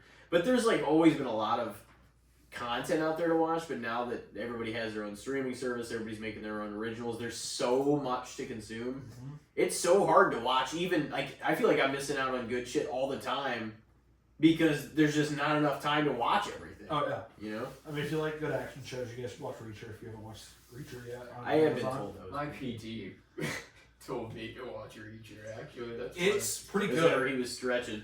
Yeah, he was. He's like, yeah, this is where you should check out. I enjoyed it. My shoulder and shit. I'm late to the start of the season 3 that's starting now. I think it's got like 5. Tomorrow makes episode 6 coming out, so it should almost fully be out because I think there's only like 10-ish episodes a season. So like there's not many episodes to watch. I blew through season 1 before 2 came out, and it was really good. I do like that they're not following book order of like the Jack Reacher books. They're kind of just picking and choosing which one they want to do, and like really just like they kind of tie in. Like he picks up kind of like X amount of time after he left town from the first one, or X amount of time. This is what he's doing now after the second one type deal, and not trying to keep it like this is a timeline. He goes from here to here to here. So no, I enjoy it. They're really good. But they're not always something I want to throw on. Like, there's a lot of, I don't know, it's just action. Yeah, sometimes I'm in the mood for, like, an action movie or something like that. Like, oh, man, I just want to see somebody beat the fuck out of somebody. There's so many cool, like, gun stunts and, like, throwing people through, like, walls, tables, shit like that. It's fun. And then other times I'm like, okay, that's not what I want to watch. And just, like, not pay attention to it. Not always in the mood for that, though. It's like, it's one of those genres though where it has its place, and it's like, it makes sense that a lot of those kinds of movies come out of like summer and stuff, like action movies, and like we were saying the other day, like adventure movies. Yeah, it's like marketed as a big time movie to get because like, and the other thing is, the family, or at least the kids, are off school and everything, and it's just like, oh, let's go, like, and everybody just flocks in big numbers to go see stuff. Yeah. It used to be like a lot of big action adventure movies and comedy movies would come out in the summer, Good Times and shit. And then there's not even a whole lot of comedies being made mainstream at all anymore. It's mostly, if there's any comedies, they're mostly streaming service, like original content. And some of those aren't bad. Some of them are pretty funny. Some of them are. I'm glad to see somebody still making a comedy movie, Yeah. Yeah, there's some decent ones you catch on there every now and then. The Wayland brothers are back making Scary Movie 6, so... Wasn't like Mac Miller in the 5th one?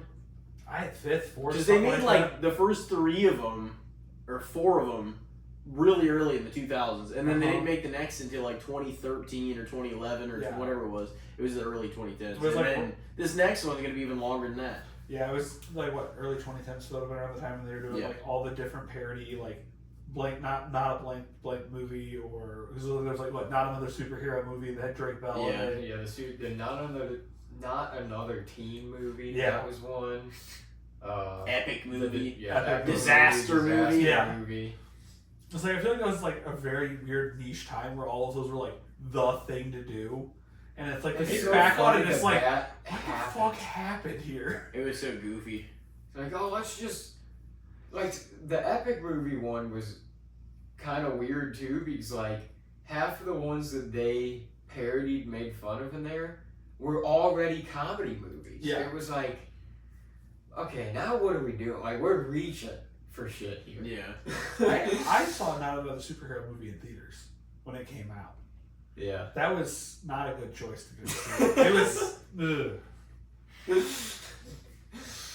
I remember being interested in that one too. Yeah, when it came out, I was so excited. I like superhero movies. Yeah. This could be funny.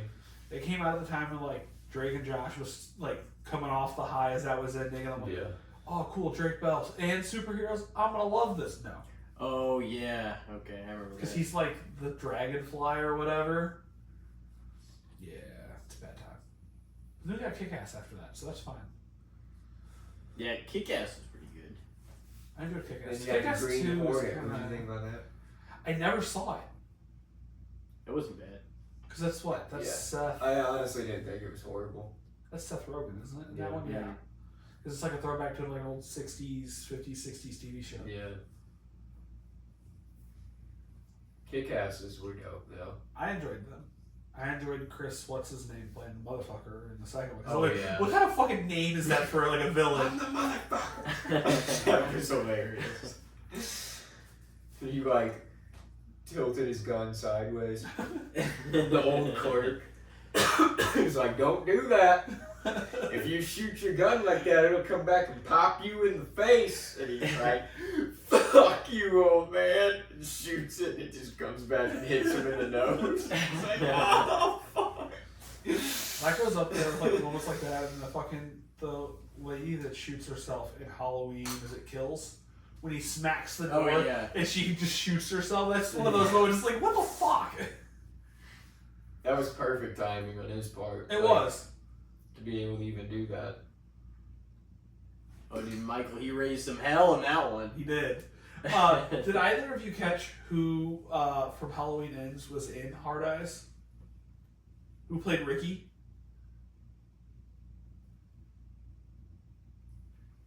Granted, you only saw like this much of his face through like most of that movie. It's Corey Cunningham. Oh yeah, no, I did realize that was him. I saw him and I'm like, is that? That's what I never remember. Because he started talking and I'm like, holy fuck, it is. He had the hair. His jawline, his like the shape of his face looked kind of like that. And then I heard his voice. I was like, that does sound like him. Yeah.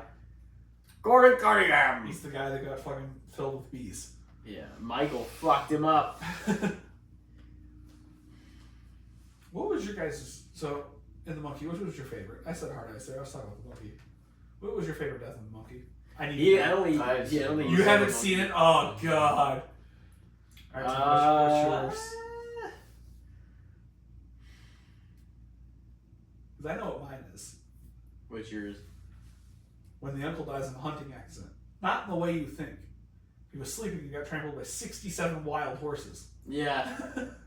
They're like, it looked like somebody stomped out a cherry pie in that sleeping bag. They just unzip it and you're like, oh god. I'm trying to remember like what a lot of them were. Like I was pretty entertained watching it. But. That one, and then when the realtor opens the door finally and the shotgun falls out and blows her in half.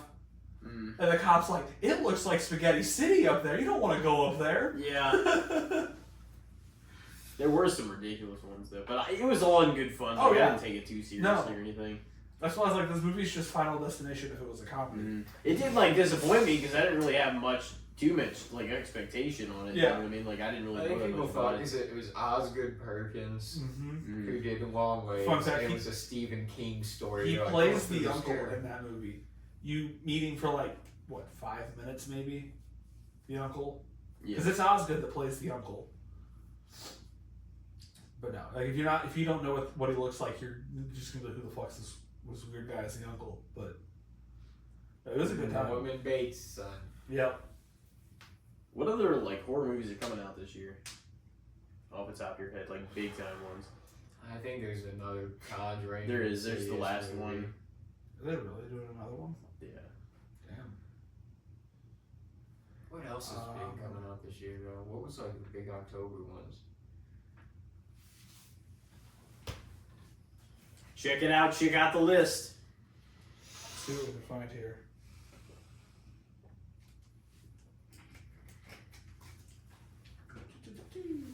You asked me questions in the second half of the podcast. I'm not gonna have answers. You know, I use all my brain power in the first. I know half of that the is how it podcast. goes sometimes. We're like, Oh, we damn. are getting a new Megan movie. I did see Oh, yeah, that. I did see that. I don't think I ever even watched the first one. I have not, and I don't plan on it. We got Popeye the Slayer, man. Oh, 28 man. years later. That one Yeah. actually looks good. I might will watch give it that one. because I did like the other ones. Black Phone 2. Hmm. That Death of a Unicorn looks kind of. It's like a horror comedy too. That's coming out soon. Locked. The one where the guy gets locked in the car trying to steal the car, and it becomes like a horror. Yeah, that's Bill Skarsgård Uh-huh. with Anthony Hopkins as the. As we saw the trailer narrative, earlier, the woman in the yard kind of looks good. Hell of a Summer looks really good. That was the camp one, the Finn Wolfhard one. Oh yeah, we're getting Until Dawn as a movie. If you played those games, Opus.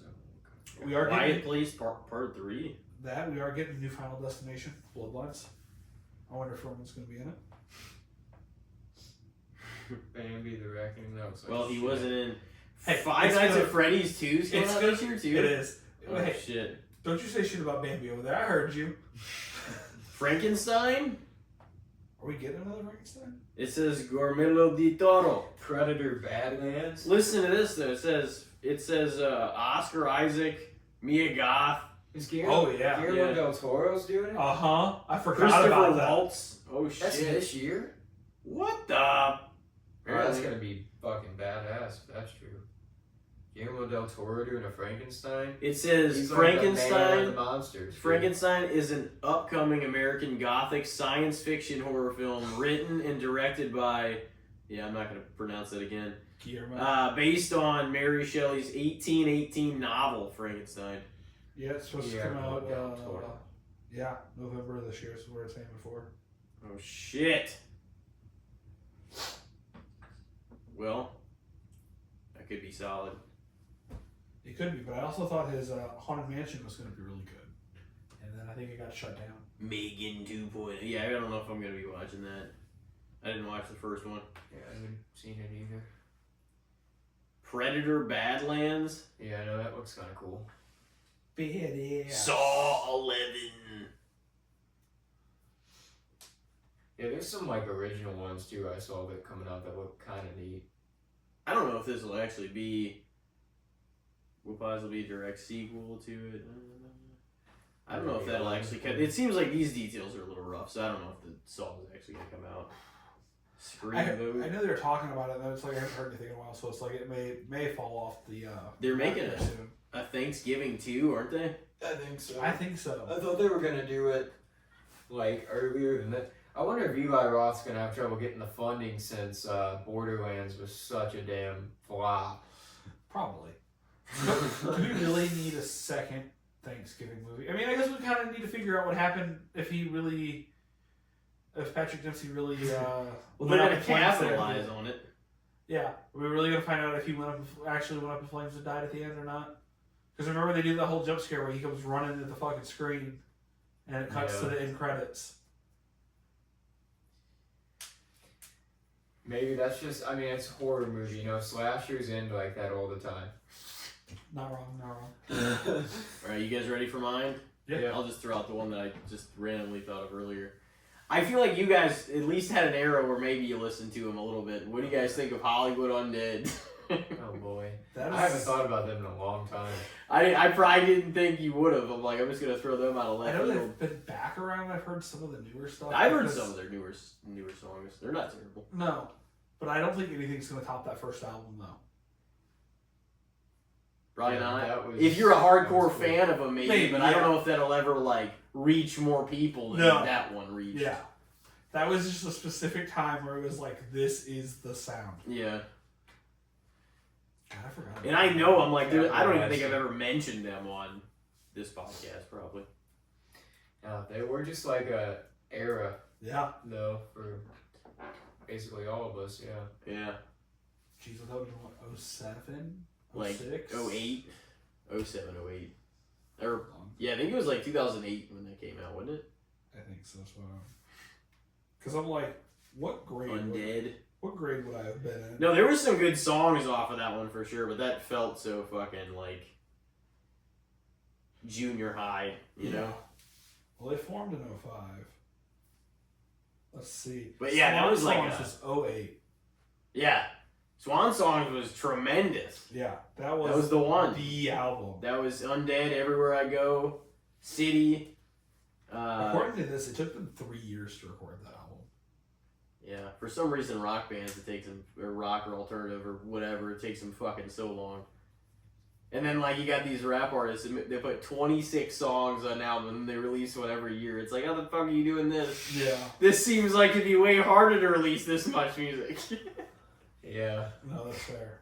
I always thought that. I was like, are doing it. because, like, you actually gotta make it something else. storytell and make shit rhyme. Yeah. It's just like, goddamn, that's a lot of work.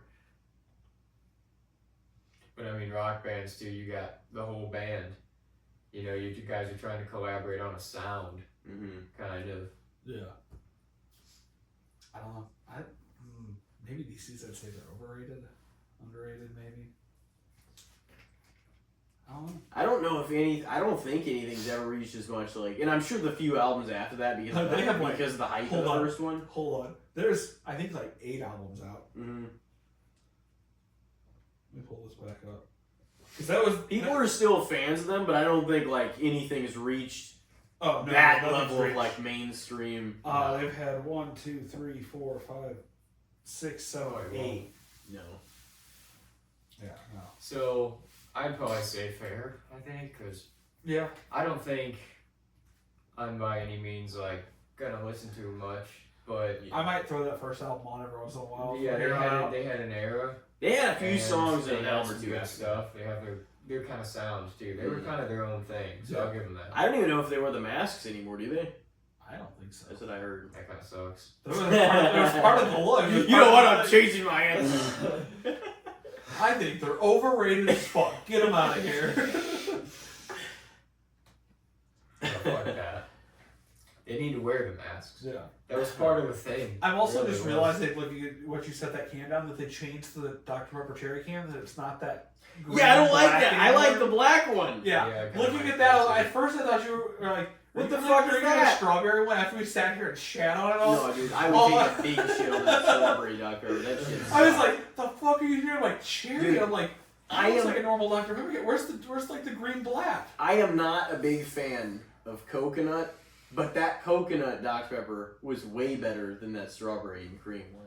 They both were bad, but yes. The coconut one, like, Both were bad. it wasn't very good. I mean, they all got their shit slapped out of them by like dark berry. That one slaps. That's top 5 sodas, maybe top 3 of all time. Soda's overrated. No, you know, you want to go outside and fight like, real quick? Yeah, we're gonna take this out of the party line. He admitted he doesn't remember what it tastes like. I just wanted you guys to.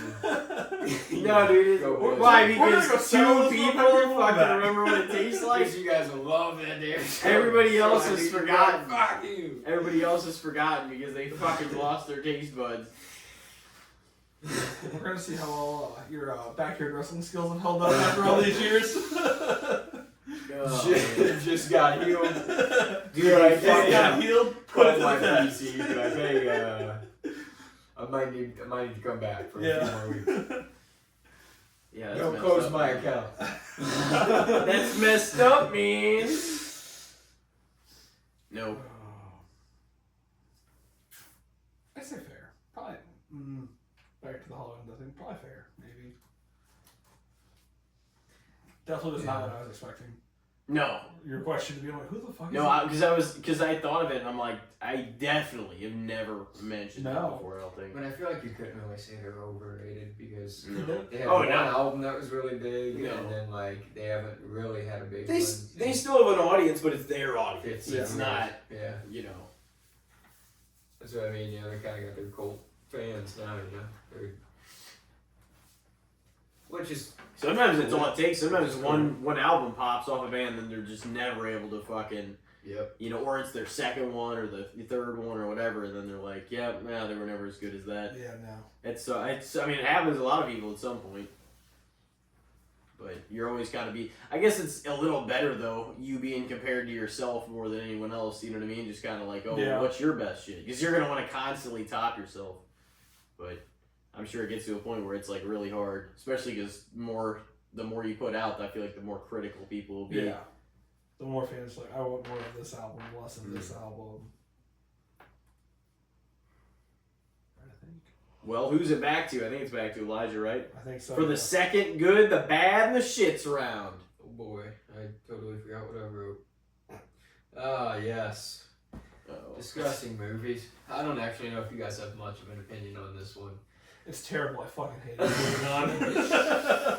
What do you think of a Minecraft movie coming out? What do you think about this? Oh God, I was waiting another day without talking about this. I was hoping you'd have an opinion about it. I was hoping to go another day of my life without thinking that this is a real movie again, because as we saw in the trailer earlier, we heard wrong. What the fuck is this movie? And why is Jack Black in the movie? Why? He's just being himself. Yeah. Because that's really all they want him to do in his roles anymore. They're just like, we're going to hire you to be Jack Black. That's it. Like, even that Dear Santa movie, like, he was just Jack Black throughout the whole movie, pretty much. Disgusting. I mean, I think a lot of Minecraft fans I've seen online already bitching. They're like, it's him. They're not going to explore the world at all. This is just a cheap cash in to do a comedy movie with... Oh, it 100% is. They don't actually... they don't actually care about the like intellectual property at all. They're just like, we're gonna steal the title and fucking run with it, do what we want. But the little kid, like, this is the thing. I don't think they give a fuck about the teenagers and the adults that like Minecraft and could actually pay to go see it with a ticket with their own money. They want to bring the whole family out with the kid because it's a game that kids also play. Yeah. And they're like, kids play Minecraft. They see that there's a movie with Minecraft. They're going to drag their family out. So they cashed in on the family comedy summer or spring. So I guess the one in the right briefcase. They probably figured they'd get the most bang for their buck in the movie that way. Yeah. I mean, I don't think it's not that. Looking at it and kind of thinking back to like what this is supposed to be, it's not like that much of a shocker that they made. How much did they spend on this movie? That they went that route. Budget was $150 million. That's not $149 million too much. If I could buy that game for $20 and run it on a hunk of shit PC, you gave them $150 million, and that's the movie they came up with. We'll see if they can make that money back. They're not getting my money for it. I'll wait till it's a streaming site at that point. The fact that it's not called Minecraft and it's just called a Minecraft movie should tell you that it's not going to be very serious. It's not going to be, I knew it was going to be bad when Jack Black... It's kind of like a Lego movie, but Minecraft world. What the fuck's her name? Those Lego movies, that's the difference. Those were actually fucking pretty good. Yeah. You know? I feel like my niece and nephew kind of want to go see it because they're young and they like Minecraft. So I want to go see the Minecraft movie. I might go see it with them. And then I might. I don't even know much about it. I'm gonna be honest with you. I'm gonna need you to be. I don't know if I'm gonna go for me see for it. that one, and just please review it. I know. I need you to watch if it. I see it, I will. Good, but I don't know if I'll see watching it. It's not something I even gave any thought that it was really coming out, to be honest with you. I had seen it advertised, but I wasn't even like, it just, alright, my mind just went right past Jason Momoa and Jack Black in the Minecraft world. Did anybody catch that Jason Momoa looks like he's trying to be like Macho Man in this trailer? He is. And it's just like, what are we doing here? They love him. If we're gonna put him in a wrestling world, can we get heel season 3? That'd be sick. And I don't even think they're gonna do that. No, they're not. It sucks. It's over? You know what's funny, Tim? Is remember when I was watching it before and we were talking about season 2 and I was watching through season 2 and we were getting caught up. Mm-hmm. I was getting caught up. I still have not seen the last episode because it got taken off of, was it Stars that it was on? It's all on Netflix. It's on Netflix now. But yeah, I hadn't finished it before it got taken off Stars. So the last thing I saw was the second to last episode, and that's it. I have no idea how the season 2 ends. Not that I remember what was happening, and fucking Duffy, but anti-fucking climatic is the season 2 is so a real now letdown. that's like gonna be. Well, I guess we're not gonna finish it. Yeah. What the fuck? Watch it now. No, you should watch it. enjoyed the first. You should watch season 1. No, second watch season. the first season. Okay. Second season was really good. It was just like that wasn't even the like. But now it's just, now that I know it's never going to get a conclusion. I don't know if it never will. They're trying to push for it to get good viewership on Netflix so that they can propose. I guess to there do it. I'll say there was some points in season 2 that were good. No, But it very quickly season turned 2 into WWE versus like WCW feeling. Sorry. Yeah. WWE versus TNA because they legitimately use actual early 2000s TNA clips and all of that show. When they're talking about Florida International Wrestling or whatever it's called, it's like early like red, black, yellow, 6-sided ring TNA clips and stuff. Like Abyss shows up in one of the like TV commercials. Season 2 was a lot more like modernized. Yeah. Like everything, they were like naming places and people and big wrestling personalities and different, like, and there was just a lot more, like it felt more like the knowledge that everybody knows. Like they were referring to things that everybody It's like they got the green light to actually put some like legitimate names and like events and people and stuff they in. Talked about real shit too. Like they referred to WCW or in Ted Turner and like all that other stuff too.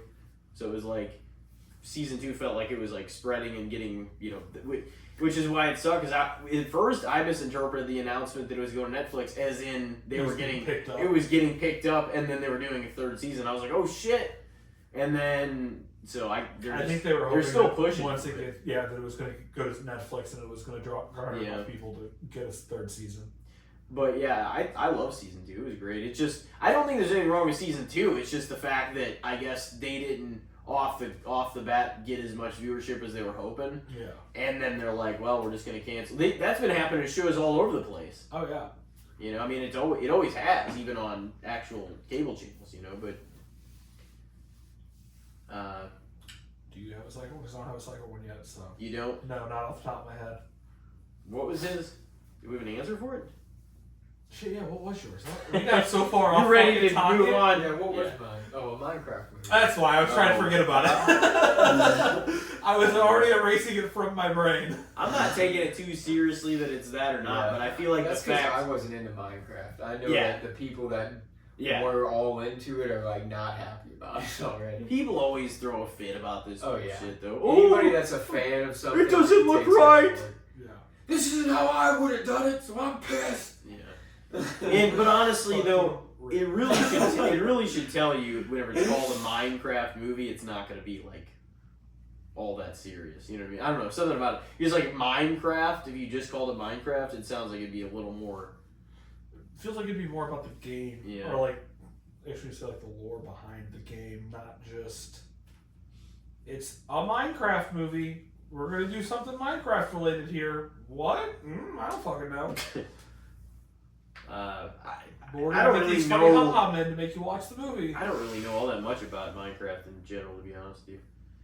Never really fucked around with it. I played the game quite a bit, so like, as far as actually like trying to do things, not really. So I'm gonna say fair. Over fucking. I mean, it probably is overrated. I just don't know enough about it to like feel all that strongly about it. You should know that it's gonna be a hot, steaming pile. I'll tell you this much.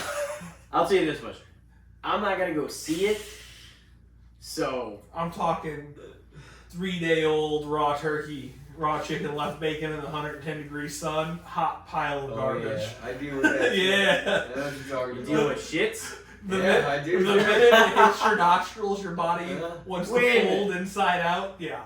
People, why are they throwing away their shits? People are throwing away big old piles of dog poop and cat poop. Yeah. And they run the blade and they go up the sides of it. Oh yeah. Well, not anymore. Like but we used to pick up.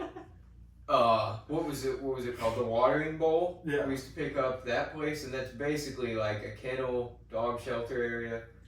And they used to have giant fucking black bags of dog shit.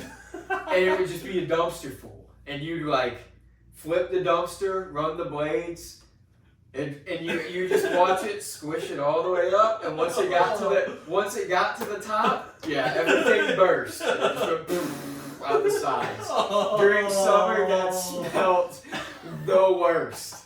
I remember my boss rode with me on the route one day. He's like, I smelled one day. I'm out. And because our driver called out and he had to like ride with me. He picked up that stop one day and he said, "Yeah, this is ridiculous. We're canceling them." And he called and canceled the stop. Oh no. I mean, fair, because if you guys spray the truck out after, that's it's not poop great. again. That's some nasty shit. Yeah, that was rough. There's your shits, the good, the bad, the shits, the literal shits. Oh, yeah. That was the shit. So I'm glad we canceled that. I'm sorry to the dog kennels out there, but man, sorry to the watering bowl. We can't handle you 3,600 pounds of out, poop, man. Oh god. I guess they just go around with like a. I'm just imagining they're wheeling a trash can and just with shovels and throwing it in the trash can and tying it up. So there you go. There's my story. I got one. I could throw it back in real quick. We could get thrown back in the wrestling direction if you guys don't mind. You know. So, what do you guys think of John Cena's potential 17th world title reign? Bring it on, fuck Flair. Let's go. Overrated, underrated, or fair? I think it should happen. I think it should happen. I think it's fair. Let's do it. At some point this year, I think he should win. Okay. At some point, all those records are bound to be broken. You can't have them forever. Except Stone Cold winning 3 Rumbles. Nobody should ever do that. That's fucking ridiculous. The only title reign one that's going to last at this point was, who was that had it for, was it Bruno that had it for a million years? No it felt like. Yeah. Yeah. Hold on. Who's had the 24/7 championship? Because we're not defending it anymore. The last person's still champion. Yeah, the last person's still champion, so. That is true. I think breaking records for record's sake, though, is fucking dumb. Because some of the people, they're just like, no, push it just to break the record. It's like, no. You're going to fucking have them beat all these greats for what? What did they do? They sold fucking 1/4 the amount of merch that these people sold. So I think Cena doing it's not bad. Like, that one I'm on board with. It'd be cool. But no, Cena probably earned it, yeah. Now that he's finally turned heel, I think now would be the time to do it. And realistically, Flair's like actual number is like 21 and not actually 16. Because it was one of those deals where like they would, he would defend it the next town, the next weekend, then he'd lose it, but he'd only not be champion for like a week or two, and then he'd get it back. So like I don't think they acknowledged all of them, but that's only what WWE acknowledged once he went there. Yeah. So that's all that means even, is that he's won 16 according to WWE. Yeah. But they've said that since he's, been there, because like they only basically count the ones like that they own. Yeah. For the most part. But I don't know. I think that he could do it. I could also see like Charlotte winning 17 or 18 also. Like I could see her, and that's the thing, even if Cena breaks it and gets 17, then she does too. Like technically Charlotte and Cena will have broken his, How far is Charlotte off? She's only a 1 or 2. If she wins a Mania, she'll be 15. Yeah. So. Jesus Christ. What?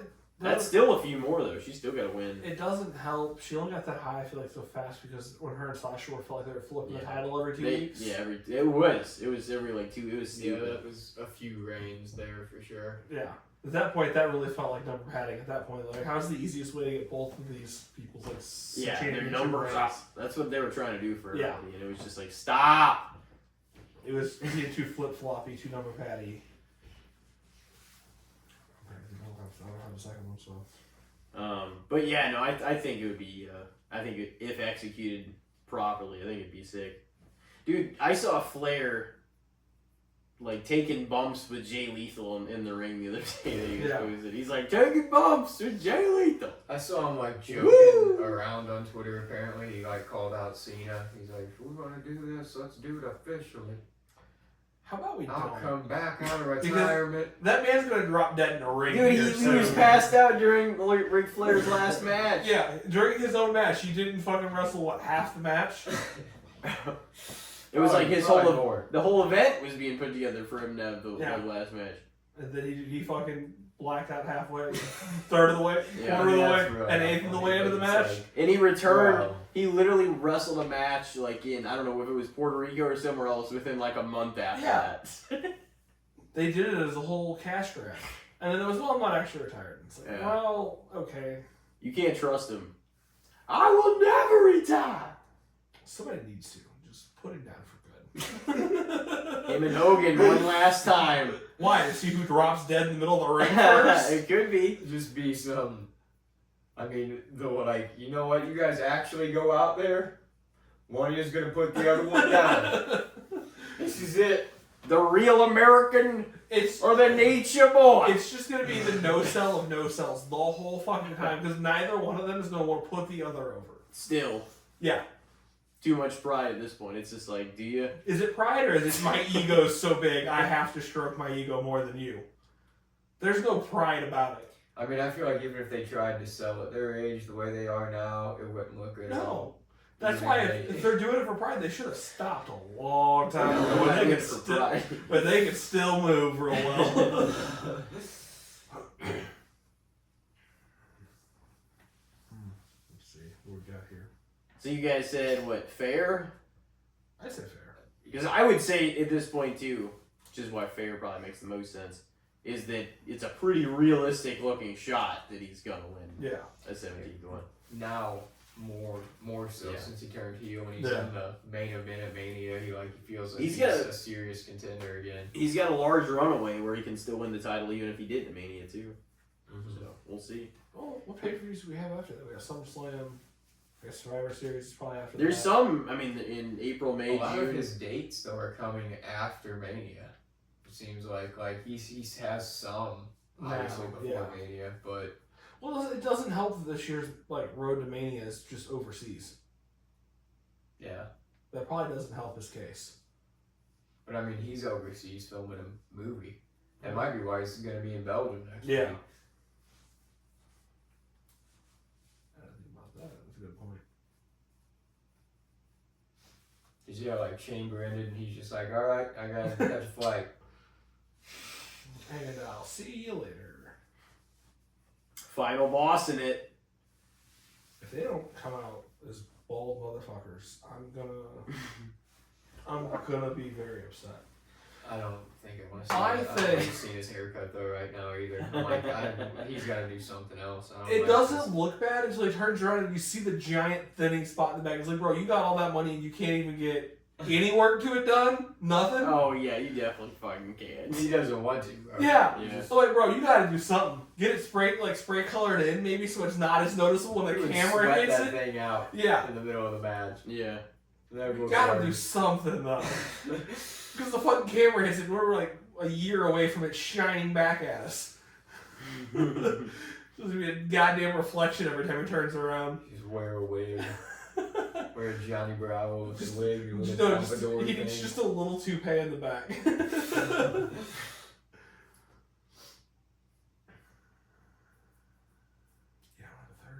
Or a second. I'm just trying to imagine it like Mania ending with a heel John Cena winning his 17th world title. Trying to see how that checks out. What if he What if he big fakes it and he just comes out face at the end of it? He did whatever he had to do to get the title. Yeah. He made everyone think that he had turned heel. See, that's what I thought Stone Cold, like, at WrestleMania 17, like, they should have done. Like, he should have basically been like, oh, like, I accepted the help of Vince only to get the fucking title. Yeah. That wasn't that bad. And then he, like, stuns him after. Mm-hmm. Which is, like, how it should have been. Yes. Because it would have been like, I would pull such a dastardly act to, like, look like I was going to ask for your help just to fucking win this championship. Yeah, just to fuck you over one more time. Oh, yeah. But Especially it's like, you can't, but that would have fit. You can't trust him, the Texas rattlesnake, you know? It's like... You bet him. Yeah. But see, I don't know. I also told Elijah in the last solo episode that I think almost there's a picture I can imagine with Cody and Jay celebrating the second night with the titles, like Eddie and Benoit. Yeah. That now we've had to push out of our memory and try to recreate this. And I'm like, I could totally see that happening because if Jay wins the belt, Cody retains against all odds, him coming out to celebrate with Cody because they're on air, like, you know, they got a good relationship and friendship. And they're the two champions. Like, I can totally see that happening. I can see that. You know? So, I'm still leaning towards Cody retaining, but we'll be obviously having this discussion in the coming weeks and shit ahead anyway. I can't wait to sit with whoever and have this conversation. It's going to be interesting. There's still so many matches undecided right now. You know? They're starting to kind of like shape out. Yeah. Who is that mystery man in the American Made Wrestling mask out there tonight? Yeah. It really wasn't Gable. Somebody Chad hired, I guess. Maybe you sure about that? Maybe it was a little Hulkster. You sure it's not Shorty G out there running around trying to get his last revenge in? Chad's evil twin. Oh, Shaddy G at that point. Maybe it's James Ellsworth. Oh god, that's a name I haven't heard of in years. No, because that wrestler had a chin on it. That was weird, dude. Yeah, he's a weird fucking dude. He got canceled for all the right reasons. Dude's a weirdo. He got canceled? Oh yeah. Dude got blacklisted from a bunch of shit. Dude's a real weirdo. He looked like one. Oh yeah. Man. Look at him. I looked at him like, He's just like... Show how he got like hired on and just stayed with him for a while though. That was wild because I know when he started getting popular, doing all that, that wasn't the plan originally. No. He was just supposed to be the local talent that showed up, got their ass kicked. Didn't he become like such a huge meme and shit? Like everybody was talking about it and they just decided to hire him. Yeah, they kept him for however long. That's so funny. Like, yeah, this guy does kind of look funny. Look at him, he's got no chin. Yeah. You're like, give him a call, give him a call. Actually is drawing people in. I guess we're going to have to hire him for a short bit. That's pretty funny. And then that's the thing, is once he was there, you know that whenever he first went back to the Indies, he was making like a payday on every, because he was there and he had the notoriety from being like working for them for a while, so they're like, oh, let's put him at the top of the card. You know? That's not good though. Well, no, but people had seen him. So hey, like, I've been on TV. Some people, not me, but me too, but some people will be like, oh shit, he was on WWE. And then they'll fucking go to pay him. But I'm never going to ever say that I paid to see James Ellsworth. No. You couldn't pay me enough money. Well, that's not true. I don't know if the dollar's high enough. If somebody was like, I'll give you $100,000 to watch this match, you're fucking doing it. If you're going to give me $100,000 to watch any match, it's going to be WLC. You can watch some midget wrestling.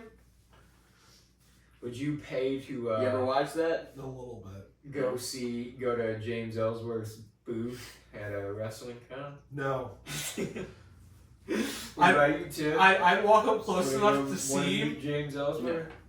I'd walk up close enough to see him and go, oh, look, it's James Ellsworth, and then just walk off. Get close Have enough. him look like, like would you're coming up.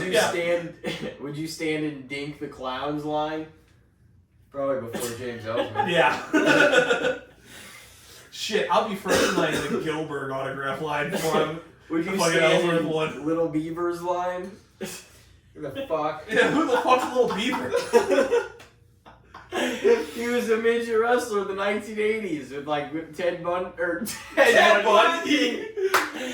King Kong Bundy. That dude was almost fried by then. He wasn't in there. But no, King Kong Bundy and like somebody else worked like a fucking match WrestleMania 3, and I think Little Beaver was in it. Not Dink, but that was at like one of the Survivor Series elimination matches. See, you can't even look this up. Dude, you can look it up. I mean, yeah, you can. You gotta be careful how you word it. I'm literally gonna type in Little Beaver WWE, and I'm like, I don't want to see any of this. Help, this isn't it. You don't believe it? Little Beaver. Yeah. There he is. I told you he was a real guy. I don't like how they got him. Not Ted Bundy, though. though. Trunks. Speaking of, did you ever watch that Zac Efron, Ted Bundy fucking Netflix movie? No, I didn't. No, it was pretty fucking good, actually. Is it good? The second time I watched it, I liked it more than the first. At first, I was like, I don't know how I felt about that. It was pretty solid, though. Oh my god, we could read the autobiography of the Little Beaver. You could. How the fuck did we get on that? I started naming off people that were... Because we were talking about Ellsworth. Ellsworth. Crazy. Yeah! Would you stand in Hillbilly Jim's line? Maybe. Maybe. Would you stand in D'Lo Brown's line? 100%. Just to be like, hey, I need you to do the little fucking neck roll wobble thing for me real quick. I don't know what the fuck he was always doing or how he didn't break that shit. Yeah, it's enough Little Beaver for that. Would you stand in Hacksaw Jim Duggan's line? Probably. I've heard he's a pretty cool dude. Yeah. I'm gonna show up the 2x4. Here, send this 2x4. Yeah.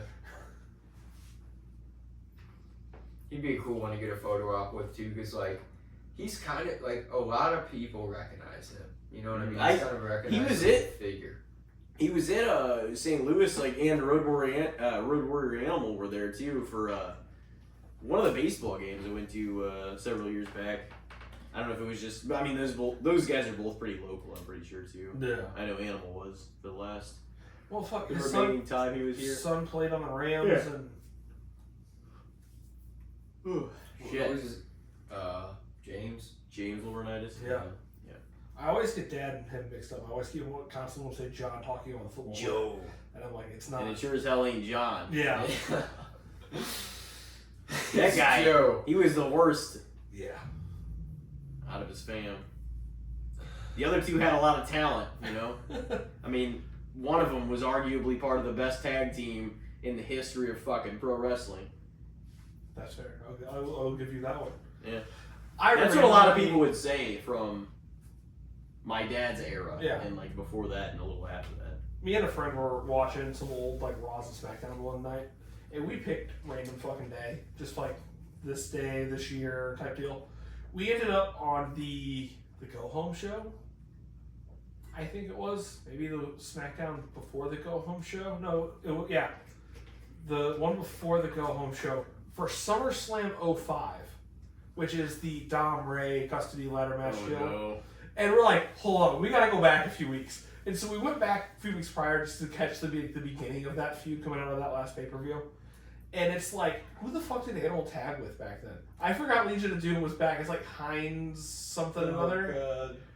Heinrich or something. It was Heidenreich. Heinrich, yeah. He had the face paint I on. forgot about that guy. Yeah, they painted him up to fit the Legion of Doom. It's just like, oh god. Him and Snitsky were kind of like, had a little thing for a while too, like a partnership, I think. They tried to make him big for like a minute. They had him feud with Taker and stuff. Yeah. Yeah, but that was when I like, what the fuck am I watching? Which is You wild stand- because like that SmackDown opened and the opening match was Booker, Christian, Benoit, and I forget who else. Jordan, Orlando Jordan. Really? There was like a tag or like a fatal 4-way. That was the opening match on SmackDown in just middle of fucking like April. And I'm like, when did wrestling get away from like, here's these big people as your opening match? And now it's like, well, we gotta have like middle of the card. Because I feel like, at least back then, unless it was just because they had more people they were pushing at one time, I feel like we had a better card every night. Until we went to Raw, and we like... Now it's like they always open the show with a segment. Yeah.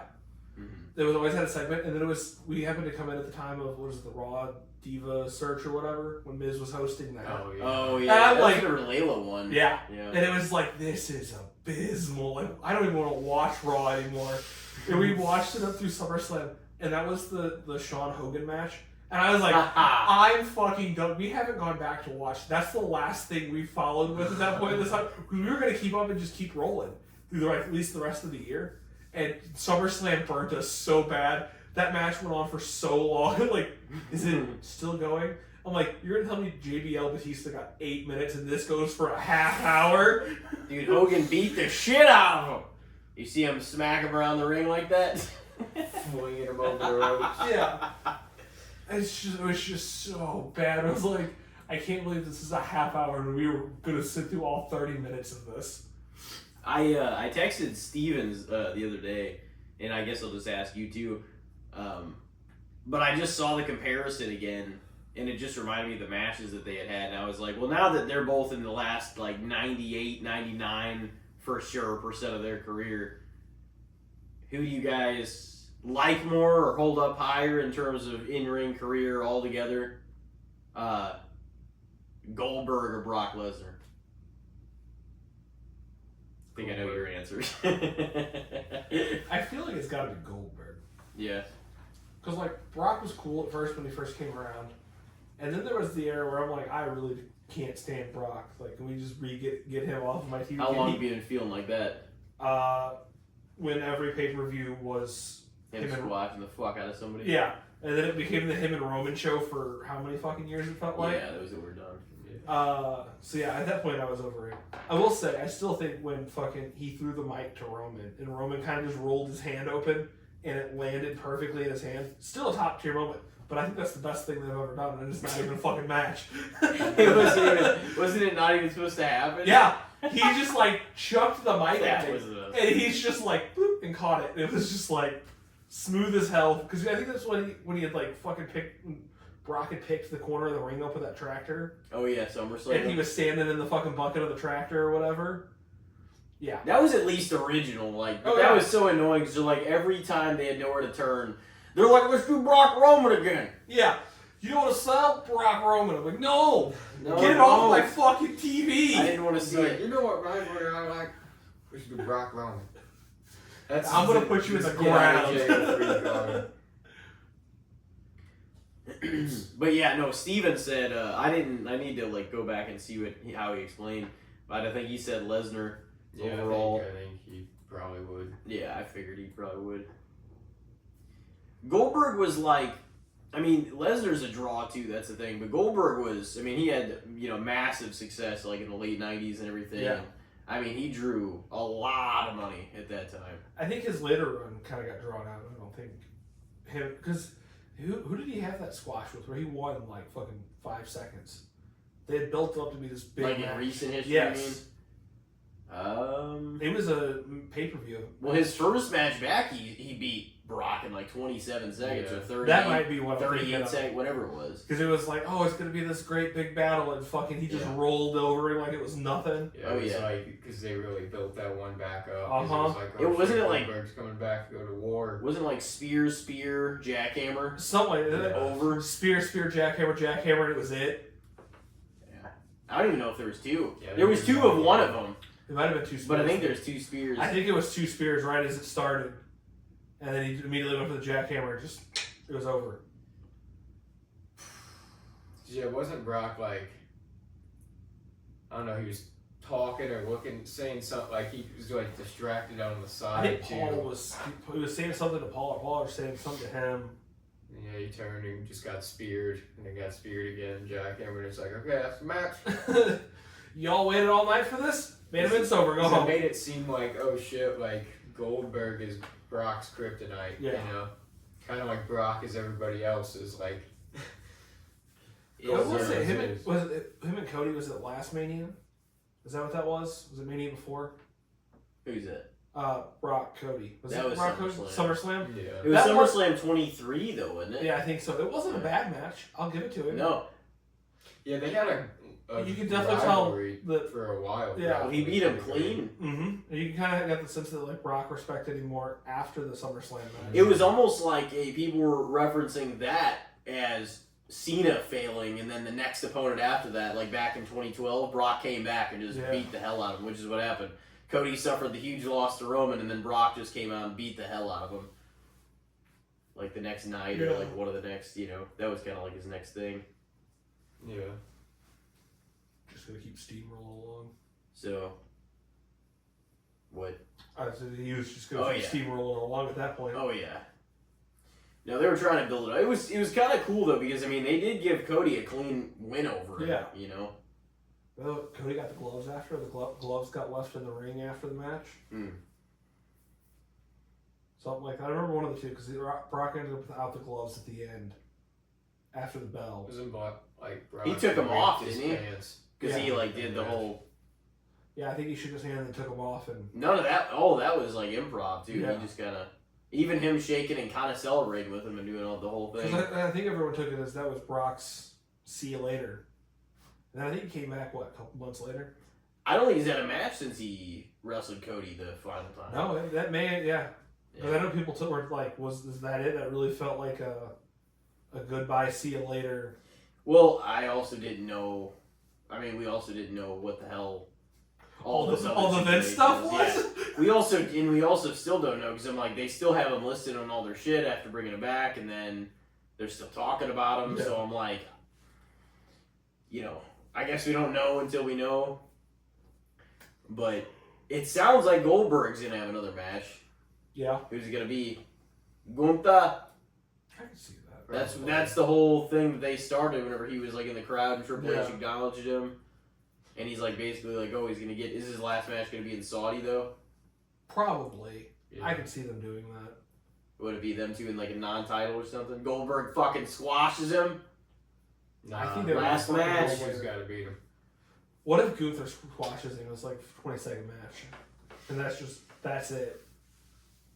We build up. It's going to be his final match. Yeah. Dodges the spear, one solid chop, it's over. Hits him with a big boot, power bombs him, bends him.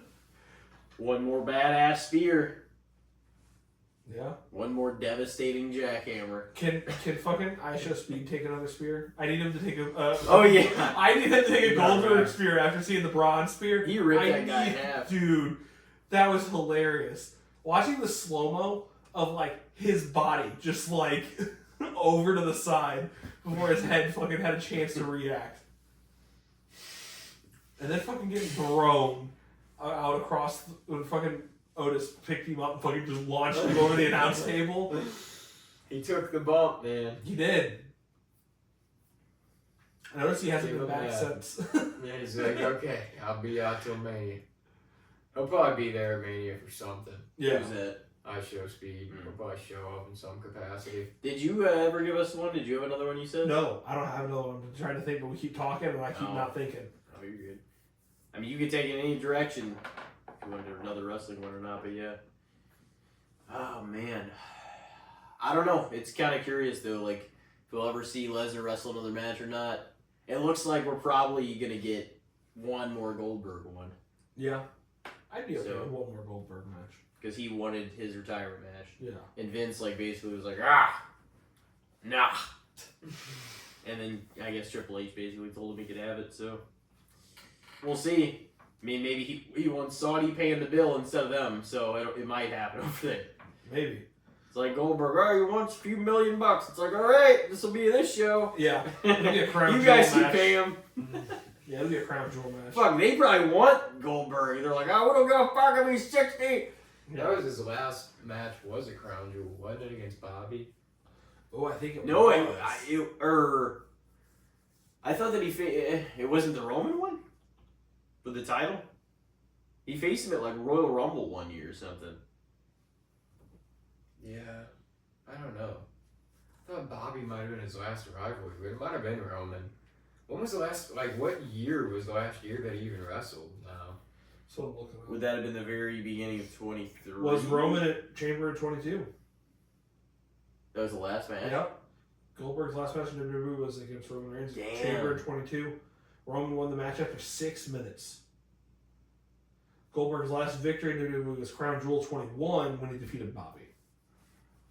So he's gone another several years without having another match. Yep. It's like, damn. Well. And other reports saying he wants the match, but he's more concerned about his shoulder holding up to the match. So it could be a squash. You could do it once. Yeah. It might be a quick few spears jackhammer, call it a day type deal, just to get the moves in before the shoulder goes out. Mm-hmm. But yeah, we'll probably see it. I don't know. I don't really think somebody like Lesnar, even if he doesn't get back in the ring for one reason or another, I don't think that'll really bother him too much though, because he's doing all the farm shit now. He went for, he finally kind of had the run they wanted him to have, and he dominated the fuck out of like almost everybody he faced. So, okay, I guess I kind of piggyback that good, the bad, the shit's retirement tours. Yeah. Cena's on one. Do we feel like they're kind of? I feel like they're like, oh, this is it.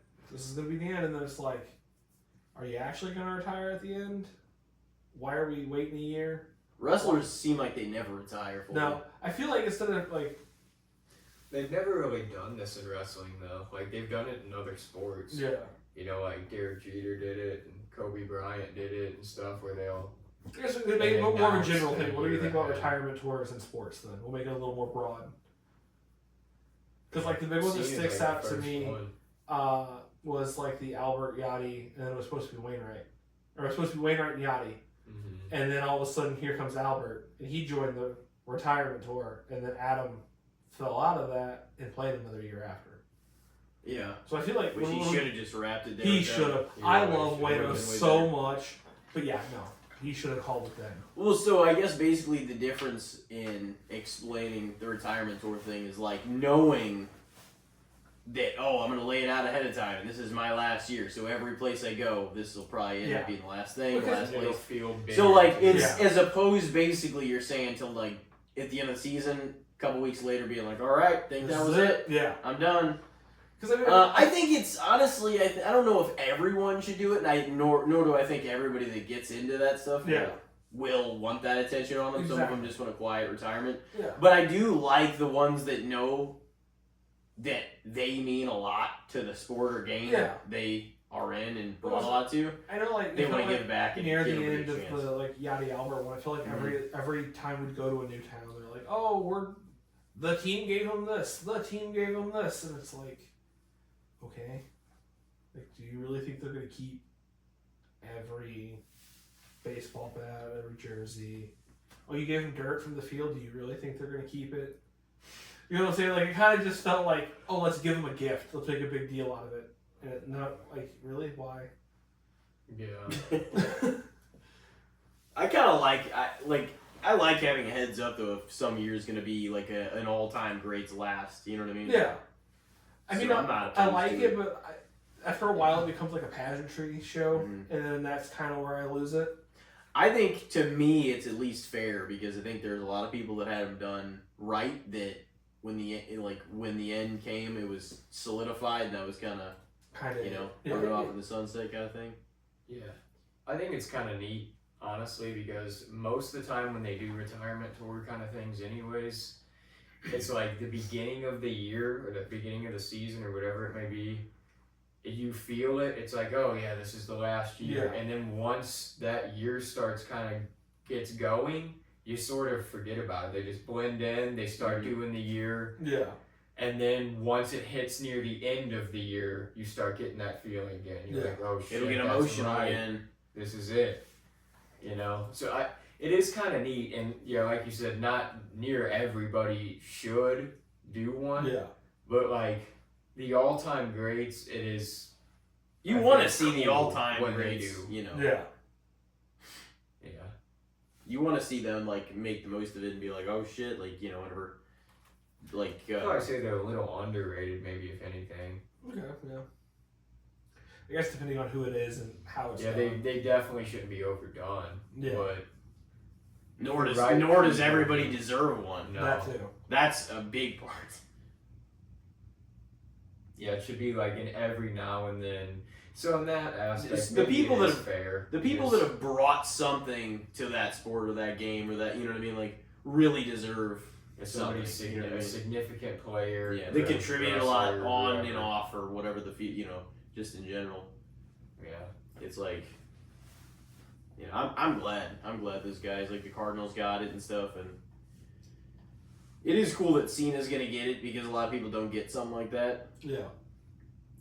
CM Punk even kind of stated after, he's like, oh, you got guys like John Cena doing like the full-blown retirement tour, like just him talking like about it in general and just, I guess, kind of sparking ideas in his mind if he wants to do something like that or if he just wants to, basically check out or maybe even whenever it gets to the point of, I could even see him being one of those people that is spontaneous, like you can kind of tell it's getting towards the end. Yeah. And then like on the road to building like one last match being like, blah blah blah, April this date or whatever it is, be like he just springs it on you. It's like that's gonna be my last match, and you're like, fuck. It's like that's one more match. Like I could see him doing something like that, like almost just you know what I mean, like. But I'm sure up to that point you'll be a little bit aware that he's coming towards the end. You know what I mean? Even if he doesn't say it, just because the way stuff plays out and everything. But I'm sure like because Cena's kind of taken a whole year, it kind of like made him wonder. He's like, well, what should I do? Should I, do something like that, or should I just kind of decide to check out at some point when I'm ready? It would be kind of cool if he did sort of stick to it, though. Yeah. It's like, this is really it. And then at the end of the year, it really was. Mm-hmm. I mean, that could be like... Enters in the Rumble. What if he just faces on Cena rides off into the sunset and he comes back as a different character, different hairstyle. Yeah. He's gonna come back as Juan Cena. Yeah. Like he was brings, he just brings Peacemaker to wrestling. It's like, what the fuck, man? Fucking What if that's the know it's you? What if that's the new look going forward? It's the heel, he's just Peacemaker the whole time. They're like, John, you can't wear the helmet in the ring. Back as the prototype. So if I like the helmet, the prototype, that would be quite. He's gonna come back as the archetype. I think the singlet needs to come back one more time. Certain people don't even look like Kurt looked fucking great in a singlet because it made sense too. But like certain people, it just doesn't look right. No, I think the singlet needs to come back one more time. Just make that the final match attire. So he's probably gonna wear those really long baggy shorts that piss people off because he's a heel now. They'll be the ones that go like halfway to down his shins and shit. People are probably making fun of that online though. They're like, "There's a 48-year-old man. What the fuck is he doing?" Yeah, that's why you do it. That is gonna throw I don't give a damn what you guys have to say about my clothes. I think the biggest curveball would be him coming back in trunks. That would be terrible. And I'd be like, what the fuck are you wearing? I really am curious to see like how heel Cena performs on air though. I really want to see like how this goes. Like I told Elijah, I'm like, people might have been getting a little bit worn on some of the Cody stuff, or and that's not even always like the babyface is fault if they don't have enough compelling heels to put him up against. Yeah. Or you blow through them pretty quickly. But in this sense, it was like pretty cool because Cody, regardless if people were or weren't getting tired of it, or if he's still the babyface and drawing a lot of money, which he is, he didn't have to change anything. No. John just had to all they had to do to make that interesting was for him to finally turn, and he didn't have to change anything about.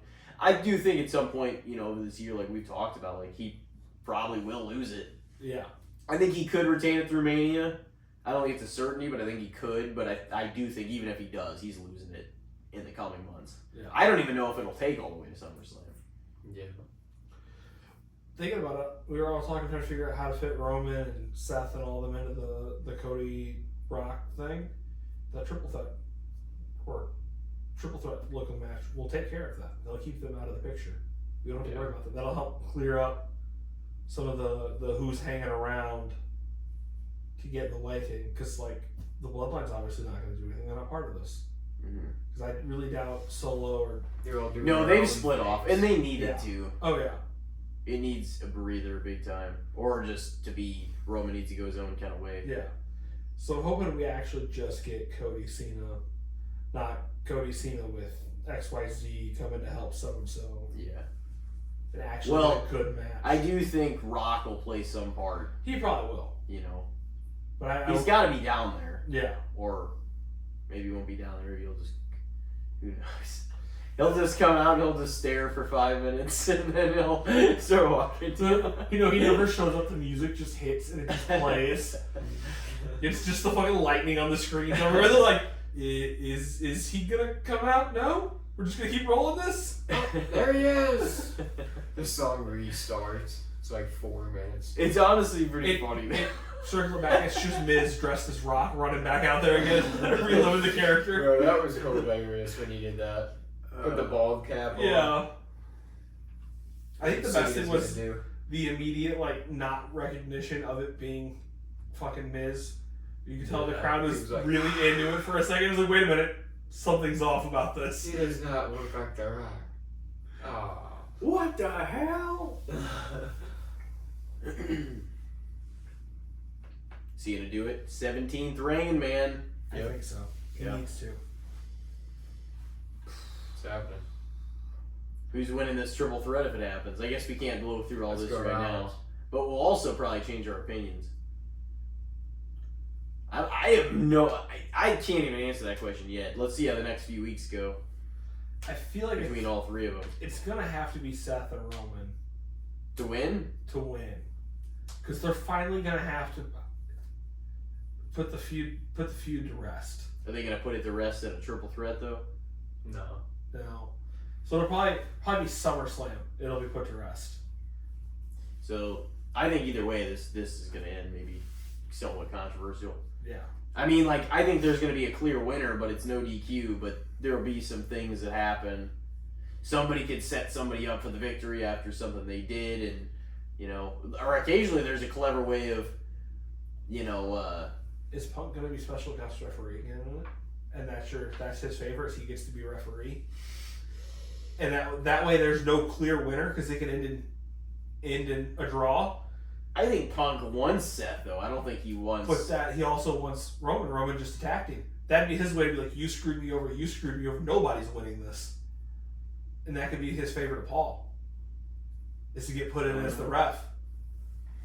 I feel like he's gonna be a little pissed after his match got interrupted and Seth won. Yeah. Drug Seth out of the cage and then got fucking walloped in that cage and speared.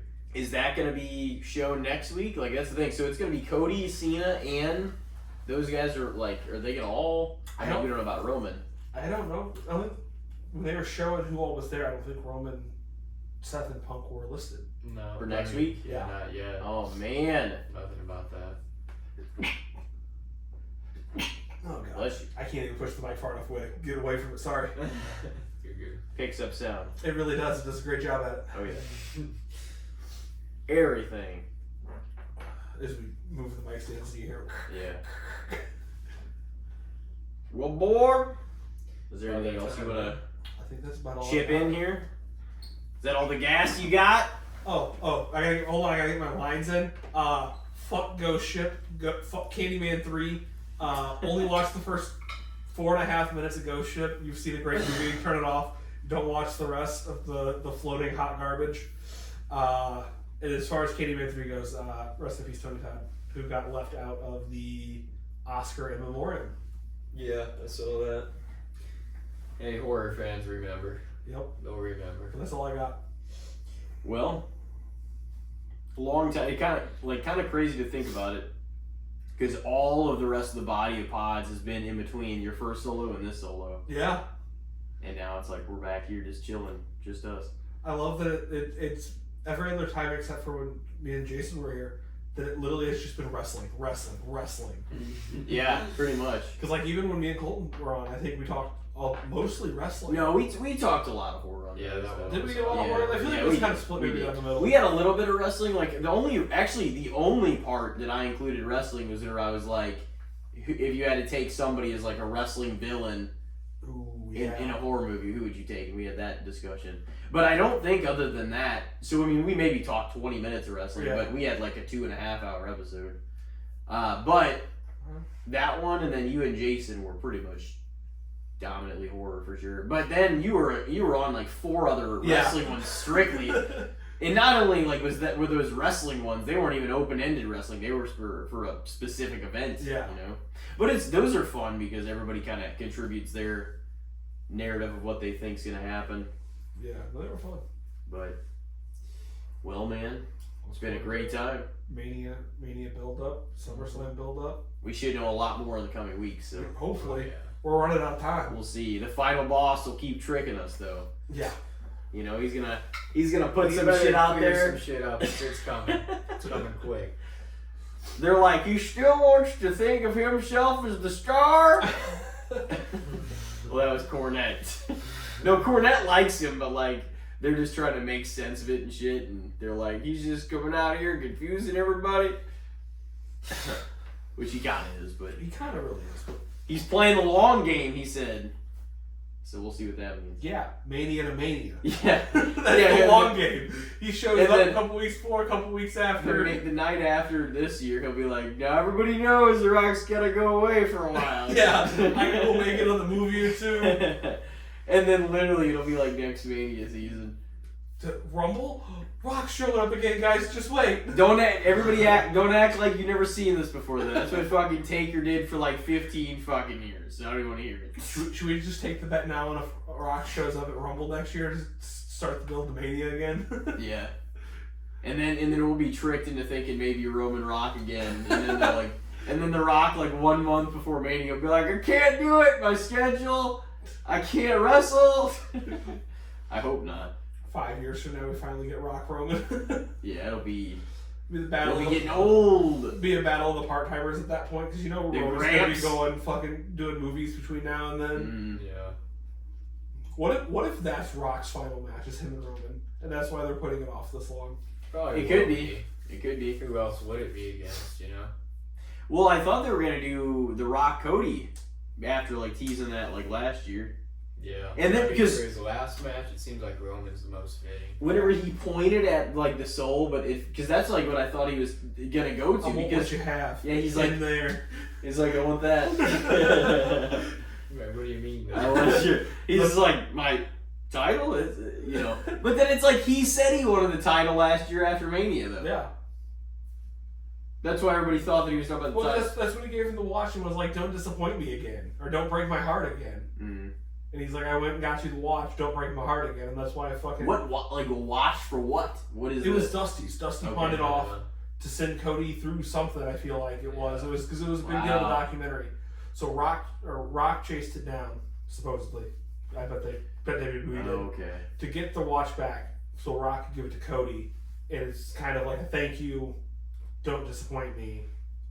I got your dad's watch that he pawned for you. And then that's the watch that Cena beat wrapped the around his hand. fuck out of him with. Punch Cody. Yeah, because when Cody hit the ground and Rock threw that thing down on the ring before Cena grabbed it, it was the watch. Cena had the watch, or it got knocked off Cody. One of the two. Yeah. Storytelling. Yeah, it was a nice little callback to it. Yeah. I mean, I doubt it was the same Rolex, but well, we'll see what the hell happens. We shall see. All right, boys. Well, it was a great time having you again. It was great, and I can't believe it's been this long. It's been this long since your last solo. I know. Does this mean I gotta wait another 100 episodes for another solo? I gotta get to 269. Doing all the 69s. I guess due time will tell. Yeah. Until then, stay pretty, and we will see everybody on the next episode. Thank you very much. Have a great week.